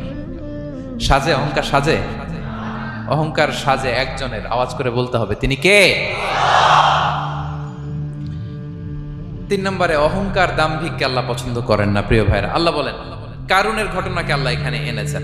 আল্লাহ বলেন ইন্না কারুনা কানা মিন কওমি মূসা। কারুন ছিল মুসা আলাইহিস সালামের কওমের লোক, মুসা আলাইহিস সালামের কাজিন ছিল মূলত। কারুন নামে একজন সম্পদশালী ছিল। মিশরের রাজধানী কায়রো থেকে 100 কিলো দূরে ফাইউম নামে একটা জেলা আছে, ওখানে তার বাড়ি ঘর। আমি দেখে এসেছি, কয়েকবার গিয়েছে। তো ফাবাগা আলাইহিম, সে মানুষের উপর চড়াও হলো। ওয়া আতাইনাহু মিনাল কুনুজি মা ইন্না মাফাতিহাহু লাতানু বিল উসবাতি উলিল কুওয়া। আল্লাহ বলেন এই কারণকে আমি এত সম্পদ দিয়েছি, এত বেশি ছিল তার সম্পদ, সম্পদগুলো যে সে আলমারির ভিতরে রাখতো, ওই আলমারির যে চাবি হইতো, এই চাবিগুলোরে ওজন করার জন্য, কাঁধে নেওয়ার জন্য 10 জন পেশি শক্তি পুরুষ লাগতো। আলমারি রাখার জন্য না, কি রাখার জন্য? আলমারি ভর্তি যে সোনা দানা গহনা, ওইটা যে চাবি, ওই চাবিগুলা বহন করতে একদল পেশি পুরুষ লাগতো, এত সম্পদ। তো তাকে এলাকার লোকেরা বলেছিল খলালাহু কওমুহু লা তাফরাহ, এই কারণ তুমি গর্ব করো না। কারণ তাকে বলছিল মুসা আলাইহিস সালাম যাকাত দাও, সে বলতেছে আমি যাকাত দিব কেন, এই সম্পদ তো আমার। ইন্নামা উতিতুহু আলা ইলমিন ইনদি, আমি আমার বুদ্ধি খাটায় এই সম্পদ কামাইছি, আমার সম্পদ আমি খাবো, আমি যাকাত দিব কেন? আল্লাহ বলেন ইন্নাল্লাহা লা ইউহিব্বুল ফারিহিন, কারণ তুমি অহংকার করলে আমি আল্লাহ অহংকারকে বরদাস্ত করি না, অহংকারীদেরকে আমি আল্লাহ পছন্দ করি না। আমি অহংকারকে পছন্দ করি না, অহংকারকে আল্লাহ তাআলা পছন্দ করেন না। কি হয়েছিল কারণের নসিবে? আল্লাহ বলেন ফাখাসাফনা বিহি ওয়া বিদারিহিল আরদ ফামা কানা লাহু মিন ফিআতি ইয়ানসুরুনাহু মিন দুনিল্লাহ ওয়া মা কানা মিনাল মুনতাসিরিন। আল্লাহ বলেন সে যখন অহংকার দেখালো, আমি কারুনকে আর কারুনের সব সম্পদ মাটির ভেতরে দাবিয়ে দিলাম, মুহূর্তেই দাবিয়ে দিলাম। সহিহ বুখারীতে এসেছে ইয়াতাজালজালু ফিল আরদ, প্রতিদিন 1 বিঘত করে কারুন জমিনের ভিতরে যেতেই থাকবে, যেতেই থাকবে, যেতেই থাকবে কিয়ামতের আগ পর্যন্ত। আল্লাহু আকবার। কারণ অহংকার করেছিল। আল্লাহ বলে আমি অহংকারীদের পছন্দ করি না। সূরা লুকমানে আল্লাহ বললেন ওয়ালা তুসাইর খাদ্দাকা লিন্নাস, মানুষ থেকে মুখ ফিরিও না। ওয়ালা তামশি ফিল আরদা মারাহা, জমিনে অহংকার ভরে হেঁটো না। ইন্নাল্লাহা লা ইউহিব্বু কুল্লা মুখতালিন ফখুর, আল্লাহ তাআলা অহংকারীদেরকে, দাম্ভিকদেরকে পছন্দ করেন না। এই যে আমি বলছি যে 7 শ্রেণীর লোককে আল্লাহ পছন্দ করেন না, এটা আমার মন গড়া বানানো কথা। প্রতিটি কথার পেছনে কোরআনের যুক্তি আছে। কোরআনে আল্লাহ তাআলা বলছেন আল্লাহ অহংকারীদেরকে পছন্দ করেন না। ইংরেজিতে কি বলে? ইগো আছে আমাদের, হ্যাঁ ইগো, এটা ছেড়ে ফেলতে হবে, অহংকার করা যাবে না। আমার প্রিয় ভাইয়েরা একটু মনোযোগী হন, এই আয়াতের তাফসীরটা একটু সংক্ষেপে বুঝিয়ে দেই। আল্লাহ তাআলা বলছেন ইন্নাল্লাহা লা ইউহিব্বু কুল্লা মুখতালিন ফখুর, আল্লাহ কোন মুখতাল আর ফাখুরকে পছন্দ করেন না। মুখতাল আর ফাখুর মানে কি? মুখতাল মানে যে অহংকার করে মনে মনে। কিছু লোক আছে ভিতরে ভিতরে নিজের বড় মনে করে, বাইরে বলে না বা বলার সাহস পায় না, কিন্তু ভিতরে ভিতরে ভাবে আমি কোন হনুরে, কি বলে আমি কোন, আমি তো বড়, আরে আমার চেয়ে বড় বেশি জানে নাকি কেউ, আমার চেয়ে কিছু পারে নাকি, আমি তো, কিন্তু এটা মুখ দিয়ে বলে না, ভিতরে ভিতরে আছে না নাই? এদেরকে আরবিতে বলে মুখতাল। কি বলে? মুখতাল। আরেকজন ফাখুর, সে শুধু ভিতরে না, এটা প্রকাশ্যে বলে বেড়ায়, এটা আরো ডেঞ্জারাস। ফাখুর সে আরো খারাপ, সে প্রকাশ্যে তার অহংকার প্রদর্শন করে, বলে বেড়ায় যে আমি বড়, আমি বড়, আমি বড়। এই আমি বড় কথাটাই সবচেয়ে ভয়ঙ্কর। আমি বড় কথাটাই সবচেয়ে ভয়ঙ্কর। নিজে যাকে বড় বলে বড় সে, লোকে যাকে বড় বলে বড় সে হয়। আমার প্রিয় পেনাঙ্গের ভাইয়েরা, নিজেকে বড় মনে করা এটা শয়তানের স্বভাব। কার স্বভাব? বিনয়ী হওয়া এটা নবীদের স্বভাব। আল্লাহ তাআলা ফেরেশতাদেরকে বলেছিলেন উসজুদু লি আদম, তোমরা আদমকে সিজদা দাও। ফাসাজাদাল মালাইকা কুল্লুহুম, সবাই সিজদা দিল ইল্লা ইবলিস, কে ছাড়া? ইবলিস ছাড়া। সে নিজেকে বড় মনে করেছে, শয়তান। কিভাবে? সে লজিক খাটাইলো আল্লাহর সাথে। সে লজিক দিয়ে আল্লাহর বলে আল্লাহ ক্বালা আনা খায়রুম মিনহু, আল্লাহ আমি কেন সিজদা দেব, আমি তো আদমের চেয়ে শ্রেষ্ঠ, আমি বড়। আল্লাহ বলতেছে তুমি বড়, কেমনে বড়? শয়তান বলে খলাকতানি মিন নার, আপনি আমারে বানাইছেন কি দিয়ে? আগুন দিয়ে। ওয়া খলাকতাহু মিন তিন, আর আদমকে বানিয়েছেন মাটি দিয়ে। কি দিয়ে? মাটি দিয়ে। আগুনের ধর্ম দাউ দাউ করে উপরের দিকে কি করে?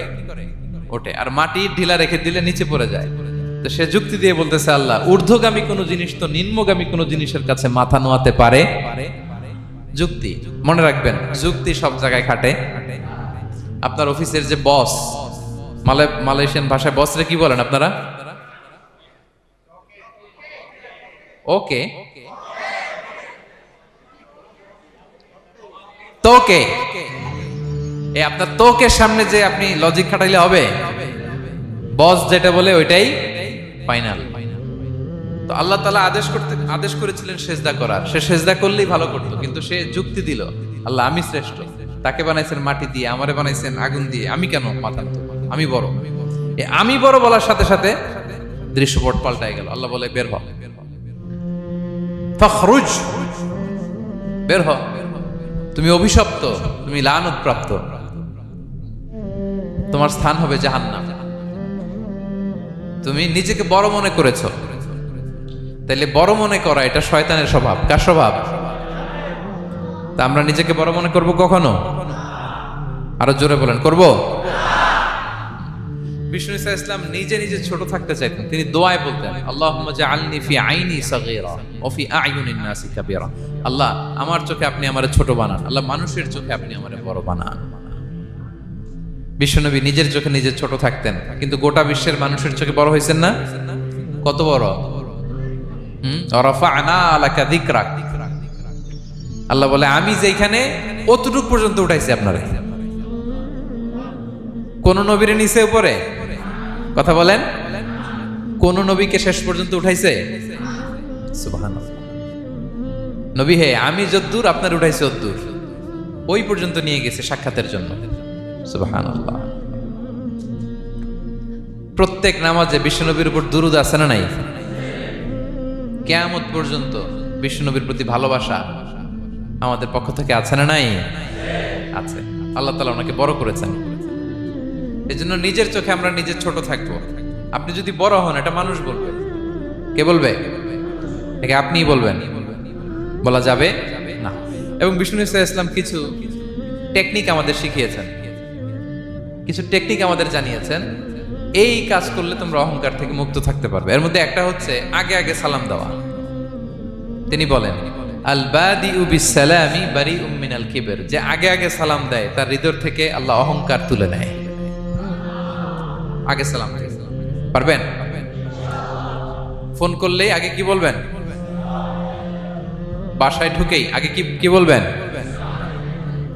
স্ত্রীকে আগে সালাম দিবেন, বন্ধুকে আগে সালাম দিবেন, বাসার কাজের লোকটাকে আগে সালাম দিবেন, আপনার ড্রাইভারকে আগে সালাম দিবেন, বাসার দারোয়ানটারে আগে সালাম দিবেন। ফকির একটা আসলে আপনি সালাম দিয়ে ফেলবেন। পারবেন? হৃদয় থেকে অহংকার ফেলে দিবে কে? আগে আগে আমরা সালাম দিব। এবং তার চেয়ে ভয়ঙ্কর কথা হচ্ছে, বিষ্ণু ইসলাম বলেন যে লা ইয়াদখুলুল জান্নাতা মান কানা ফি কলবিহি মিসকালু হাববাতি খারদাল মিন কিবর, যার হৃদয়ে সরিষার দানা পরিমাণ অহংকার থাকে, ওই ব্যক্তি কশিনকালেও আল্লাহর জান্নাতে প্রবেশ করার সুযোগ পাবে না। কশিনকালেও পাবে না। এর কারণ অহংকার আল্লাহর চাদর। অহংকার কার চাদর? আল কিবরিয়া রিদাই ওয়াল আযামাতু ইজারি। আল্লাহ বলে অহংকার আমার চাদর, বড়ত্ব আমার লুঙ্গি। যে এগুলো ধরে টান দেয় তারে আমি জাহান্নামে নিক্ষেপ করব। ফালা উবালি, আই ডোন্ট কেয়ার, আমি ওদিকে কেয়ার করি না, আমি তারে জাহান্নামে ফেলব। সো অহংকার আমাদের সাজে না। আমি শুরুতেই তো বললাম, আমাদের লাইফ সার্কেলটা একটু দেখাইলাম না, যে ছিলাম কই অস্তিত্বহীন থেকে দয়া করে মায়া করে তিনি আমাকে অস্তিত্বে এনেছেন। কত ছোট্ট, কত ক্ষুদ্র, কত নগণ্য, কত দুর্বল ছিলাম আমরা। আবার যৌবনের একটা পিরিয়ড কাটিয়ে, যৌবনের সময় তো কতটা দুর্বলতা বললাম, আবার সে দুর্বল, মানে দুর্বল থেকে দুর্বল। এই হচ্ছে আমাদের লাইফ স্টোরি, লাইফ হিস্ট্রি।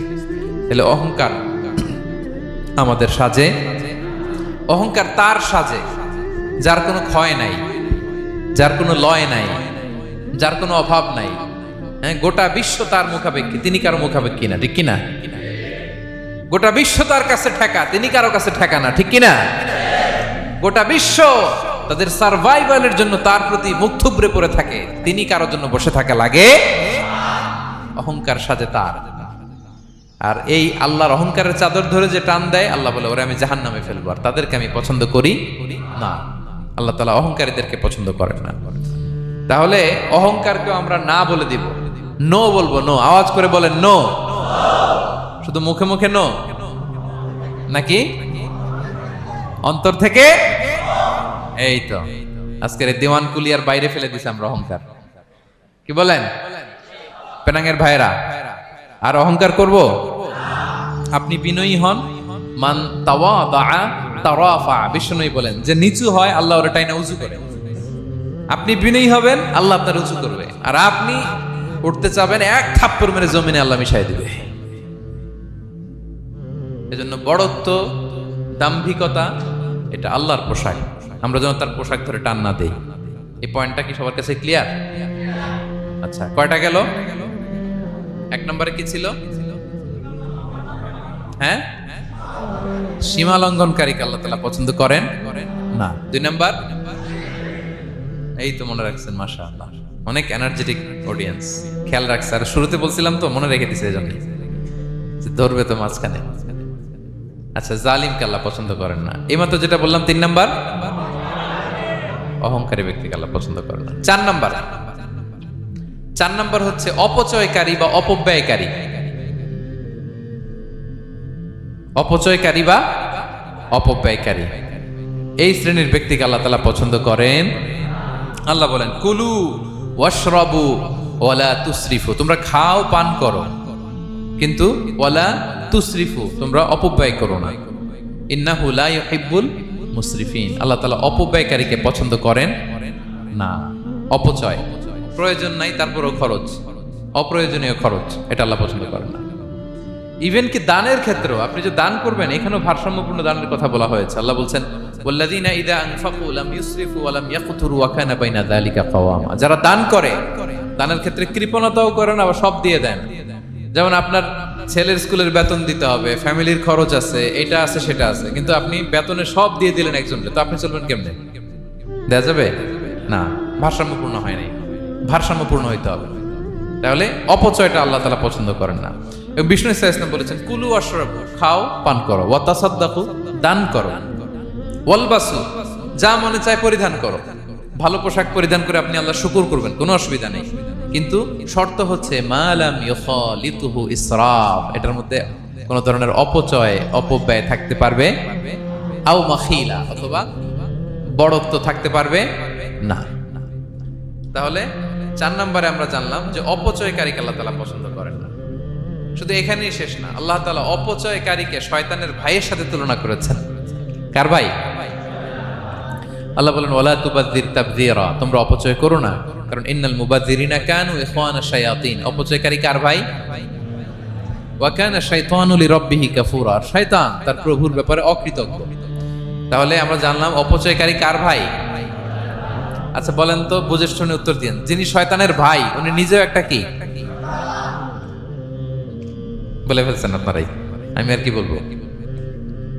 যারা আল্লাহ শয়তানের ভাই বানাইছে, ও নিজেও একটা কি? তাহলে এটা যেন আমরা না করি। আমরা যেন পরিমিতি বোধ যেন আমাদের ব্যয়ের ভেতরে থাকে। এই আয়াতগুলোতে আমরা দুইটা শব্দ পাই, একটা ইসরাফ আর একটা তাবযীর। ইন্নাল্লাহা লা ইউহিব্বুল মুসরিফিন, আর জায়গা ওয়ালা তুবাযযির তাবযীরা। দুটোই হারাম পেনাঙ্গের ভাইয়েরা। পার্থক্যটা কি? পার্থক্য হচ্ছে, ইসরাফ মানে হচ্ছে বৈধ বা হালাল কোনো ক্ষেত্রে প্রয়োজনাতিরিক্ত ব্যয় করা। হালাল কিন্তু আপনি অতিরিক্ত খরচ করছেন। বাসায় আম লাগবে 2 কেজি, কয় কেজি? 2 কেজি হলে সুন্দর খাওয়া যায়। নিয়ে আসছেন 10 কেজি, কয় কেজি? 3 দিন পরে এগুলো পচে টচে নষ্ট হয়েছে, অপচয় হয়েছে না?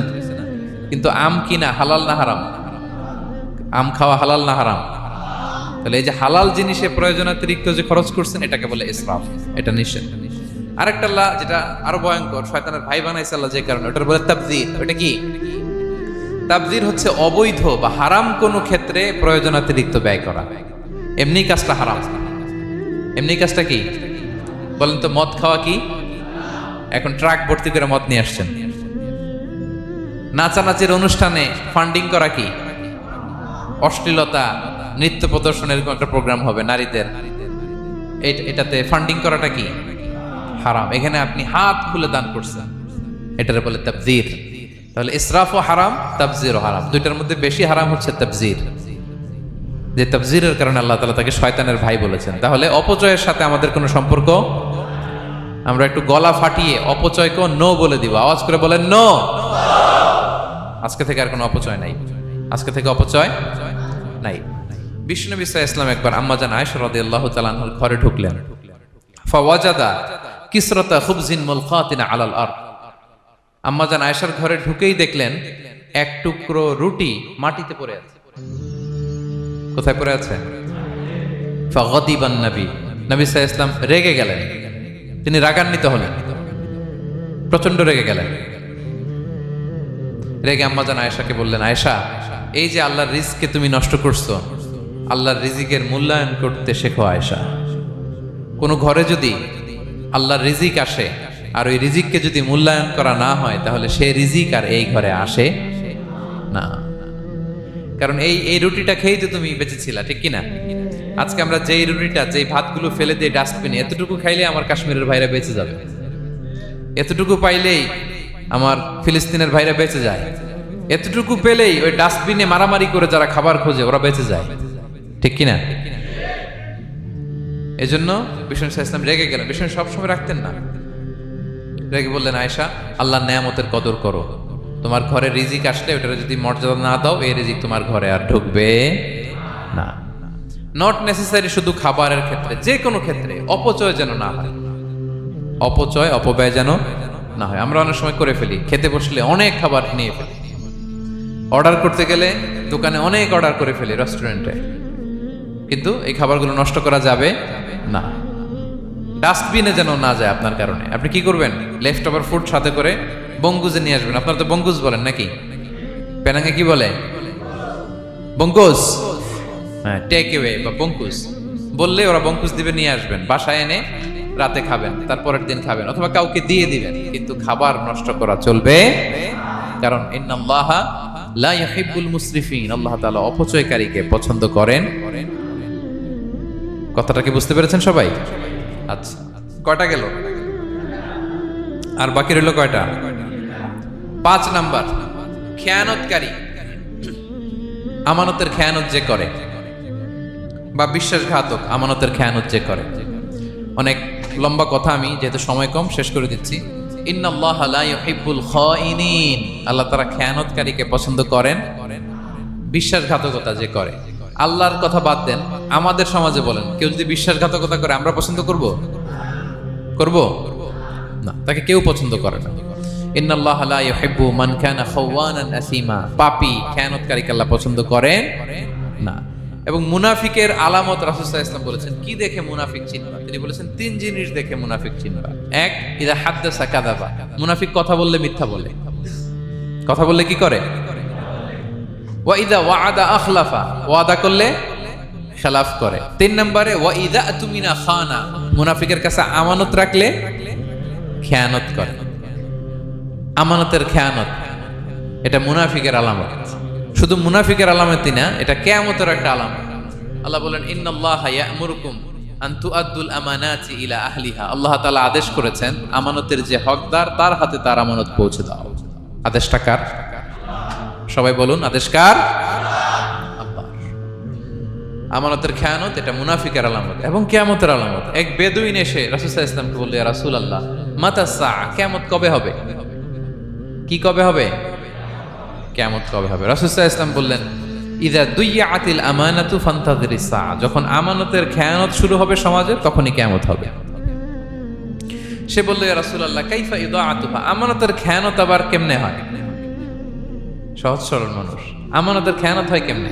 বিষ্ণু বললেন, ইযা উসিদাল আমরু ইলা গায়রি আহলিহি ফান্তাযিরিস সাআ, যে লোক যেই কাজের যোগ্য নয় তাকে যখন সেই কাজে বসিয়ে দেয়া হবে, তখনই কিয়ামত হয়ে যাবে। এখন এটা আসছে না নাই সমাজে? বলেন হ্যাঁ। যে যেই কাজের যোগ্য না সেই কাজ সে পায় না। সবাই বলেন তো, যে যেই চেয়ারে বসার যোগ্যতা রাখে না ওই চেয়ারে সে বসে কি বসে না? নেতা হওয়ার যোগ্যতা নাই, নেতা হয়ে গেছে। পদের যোগ্যতা নাই, পদ পেয়ে গেছে। চাকরির যোগ্যতা নাই, ওই যে উপর থেকে ফোন আসছে, ফোনের ঠেলায় চাকরি হয়ে গেছে। দেশেরও 12টা বেজে গেছে। এইভাবেই আমানতের খেয়ানত হয় প্রিয় ভাইরা। আমানত ব্যাপারটা অনেক বড়। অনেকে মনে করে, আপনারা কি বোরিং হয়ে যাচ্ছেন? আর অল্প, আর ম্যাক্সিমাম 10 মিনিটস। প্রিয় ভাইয়েরা, আমানত এই ব্যাপারটা অনেক বড়। অনেকে মনে করে, একজন আমার কাছে একটা মোবাইল রেখে গেছে, বলছে ভাই এই মোবাইলটা আগামী সপ্তাহে এসে নিয়ে যাব। তো অনেকে মনে এইটাই শুধু আমানত, অনেকে ভাব। বা 10,000 রিঙ্গিট রেখে বলল 3 দিন পরে এসে আমি টাকাটা তোমার কাছ থেকে নিব। তো আপনি দিয়ে দিলেন, এটা তো আমানতদার হলেনি। কিন্তু শুধু এতটুকু আমানত নয় প্রিয় ভাইয়েরা আমার। আল্লাহ তাআলা আমাদেরকে যা দান করেছেন তার সবই আমানত, সবকিছুই আমানত। এই যে আমাকে আল্লাহ জ্ঞান দিয়েছেন, এই জ্ঞানটা আমানত। যাদেরকে আল্লাহ পরিচিতি দিয়েছেন, পরিচিতি এটা আমানত। আমার অর্থ, আমার সন্তান, আমার ক্ষমতা, আল্লাহর দেয়া প্রতিটি নিয়ামতই আমানত। এবং এই আমানতের ব্যাপারে আল্লাহ তাআলা জিজ্ঞেস করবেন।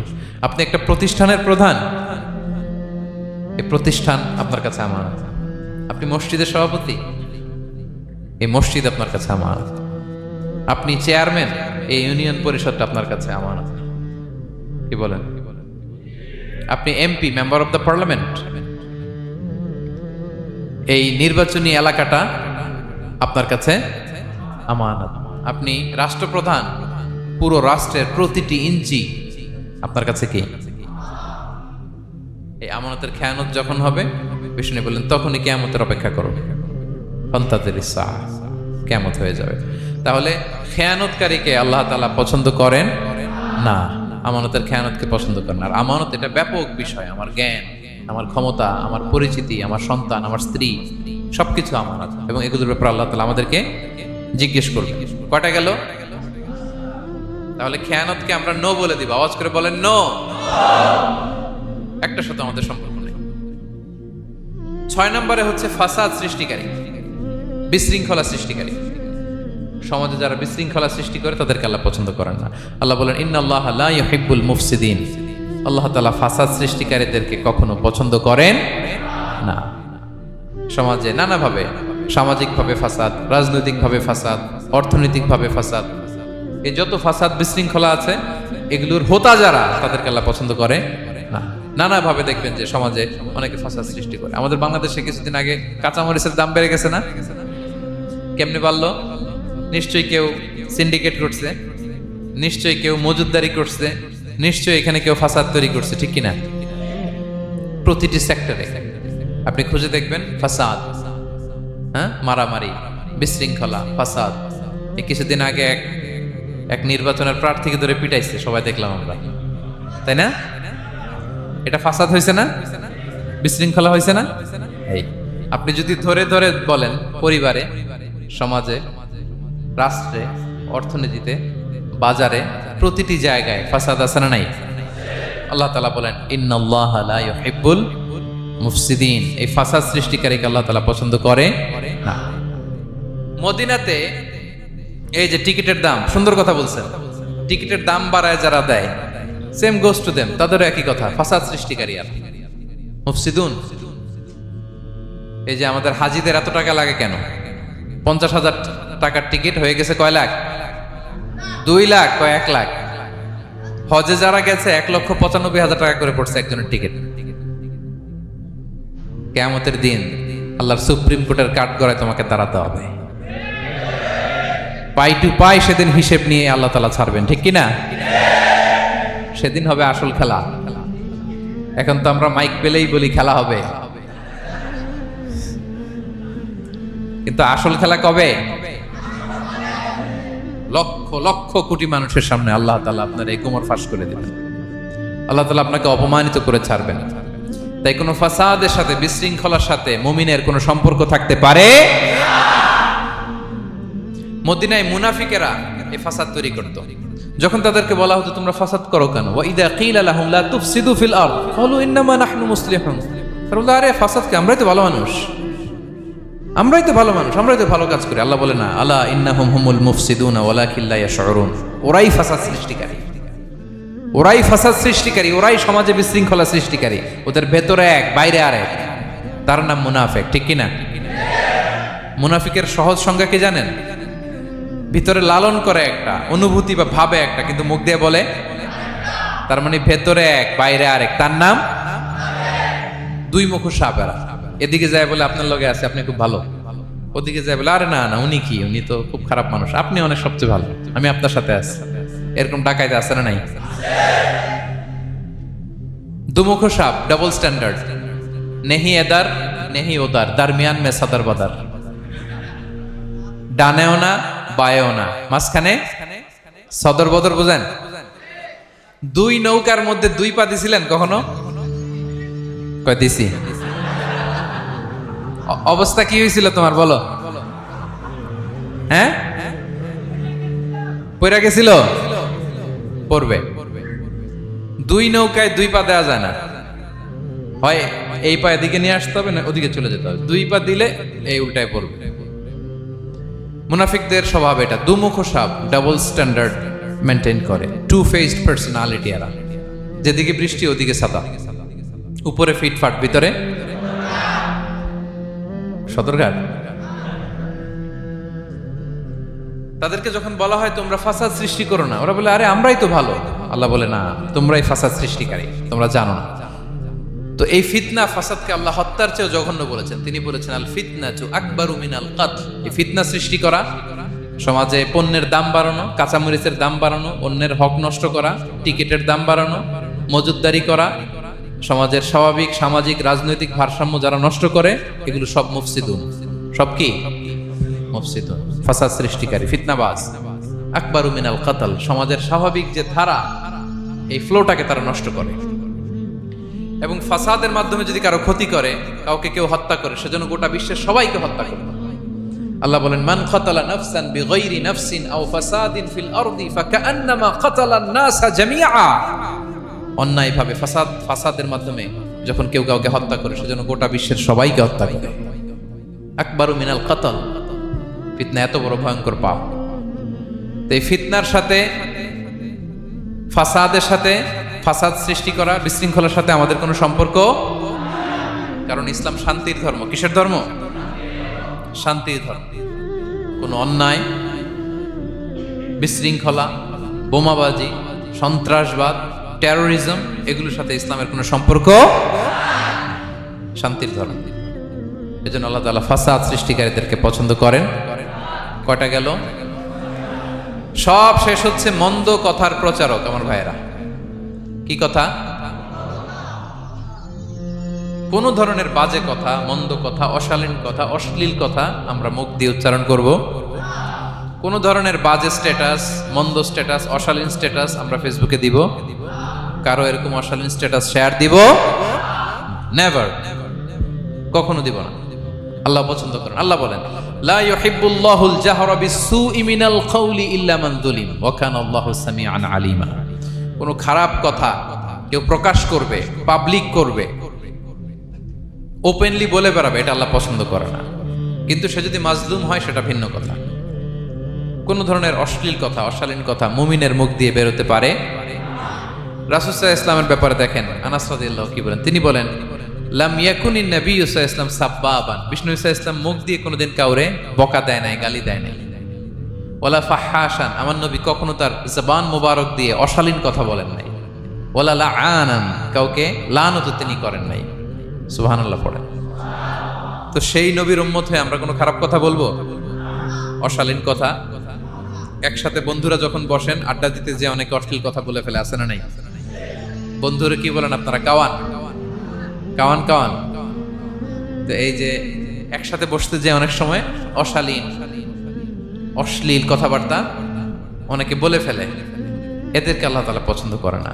এই জাতীয় কথা যেন আমাদের মুখ দিয়ে কখনো বের না হয়। এবং অশ্লীলতার প্রচার যারা সমাজে ঘটায়, আল্লাহ বলে তাদেরকে দুনিয়াতেও আমি লাঞ্ছিত করব, শাস্তি দেব, আখিরাতেও দেব। আল্লাহ তাআলা বলছেন ইন্নাল্লাযীনা ইউহিব্বুনা আন তাশিআল ফাহিশাতু ফিল্লাযীনা আমানু লাহুম আযাবুন আলীম ফিদ দুনিয়া ওয়াল আখিরাহ। যারা চায় মুমিনদের মাঝে অশ্লীলতা ছড়িয়ে পড়ুক, তাদেরকে দুনিয়া আখিরাতে আমি লাঞ্ছিত করে ছাড়ব। দুনিয়ায় লাঞ্ছিত, আখিরাতেও লাঞ্ছিত। দুনিয়াতেও আযাব, আখিরাতেও। এজন্য অশ্লীলতার সাথে আমাদের কোনো সম্পর্ক নাই। আমরা কোনো অশ্লীল কথা যেন আমরা না বলি।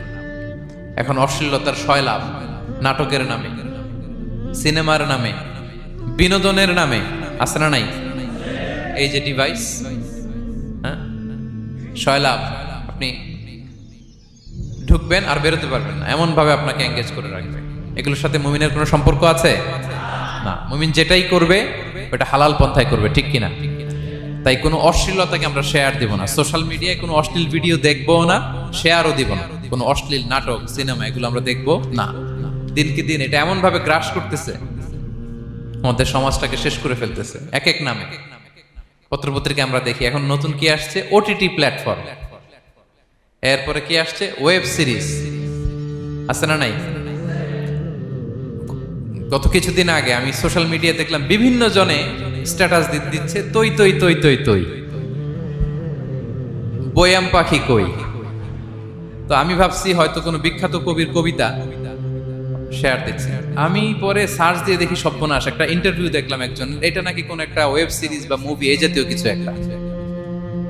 তো দেখেন, কবিতার নামে, গানের নামে, সাহিত্যের নামে, সংস্কৃতির নামে, এন্টারটেইনমেন্টের নামে, বিনোদনের নামে এই অশ্লীলতার শয়লাভ, ঠিক কিনা? এই অশ্লীলতার সাথে আমাদের কোনো সম্পর্ক আছে? আমরা যেন মুখ দিয়ে উচ্চারণ না করি এগুলো, ঠিক কিনা? বিষ্ণু বলেন, ইন্নাল আবদা লা ইয়াতাকাল্লামু বিল কালিমাতি মা ইয়াতাবায়ানু ফিহা ইয়াজিল্লু বিহা ইলান নার আবআদা মিম্মা বাইনাল মাশরিক ওয়াল মাগরিব। বান্দা অনেক সময় মুখ দিয়ে এমন কথা মুখ ফসকে বলে ফেলে, এটা যে কত ভয়ঙ্কর, এটা যে তারা জাহান্নামে নিক্ষেপ করবে সে কল্পনাও করতে পারে না। আপনার একটা কথা থেকে আপনি জাহান্নামের অধিবাসী হতে পারেন। এই জন্য সোশ্যাল মিডিয়া ব্যবহারের ক্ষেত্রে আমরা সাবধান। যে কোনো ধরনের গুজব, মিথ্যা কথা, হক্স নিউজ, অশ্লীলতা, স্ক্যান্ডাল এগুলোর সাথে আমাদের কোনো সম্পর্ক নাই। আমরা সবসময় যেন শালীনতার মধ্যে থাকি, সত্যের পক্ষে থাকি। কথা বুঝতে পেরেছেন? তাহলে কয় শ্রেণীর ব্যক্তিকে আল্লাহ পছন্দ করেন না? 1 নম্বরে সীমা লঙ্ঘনকারী, 2 নম্বরে জালিম, 3 নম্বরে অহংকারী, 4 নম্বর অপচয়কারী, 5 নম্বর খেয়ানতকারী, আমানতের খেয়ানত, 6 নম্বর ফাসাদ সৃষ্টিকারী, 7 নম্বর মন্দ কথা, অশ্লীল কথার যে প্রচার করে। এগুলো যারা করে এদের সাথে আমাদের কোনো সম্পর্ক, এই 7 শ্রেণীর লোককে আল্লাহ তাআলা অপছন্দ করেন। এগুলো কি আমাদের জীবনে থাকবে? এগুলো আমরা কি শুধু হল রুম থেকে বের করে দিব না পুরো জীবন থেকে? পারা যাবে? পারা যাবে? আওয়াজ করে পড়ুন ইনশাআল্লাহ। পেনাঙ্গের ভাইরা, আল্লাহ তাআলা আমাদের সবাইকে কথাগুলো বোঝার ও আমল করার তৌফিক দান করুন। এই আলোচনা যেন আমাদের নাজাতের ওসিলা হয়। আমরা এখানে যেমনি বসলাম, আবারও যেন কোনো তাফসিরুল কোরআনের ময়দানে বসতে পারে, আল্লাহ তৌফিক দান করুন। হাযা মা ইনদি ওয়াল ইলমু ইনদাল্লাহ আলাইহি তাওয়াক্কালতু ওয়া ইলাইহি উনীব। ওয়াসসালামু আলাইকুম ওয়া রাহমাতুল্লাহি তাআলা ওয়া বারাকাতুহু।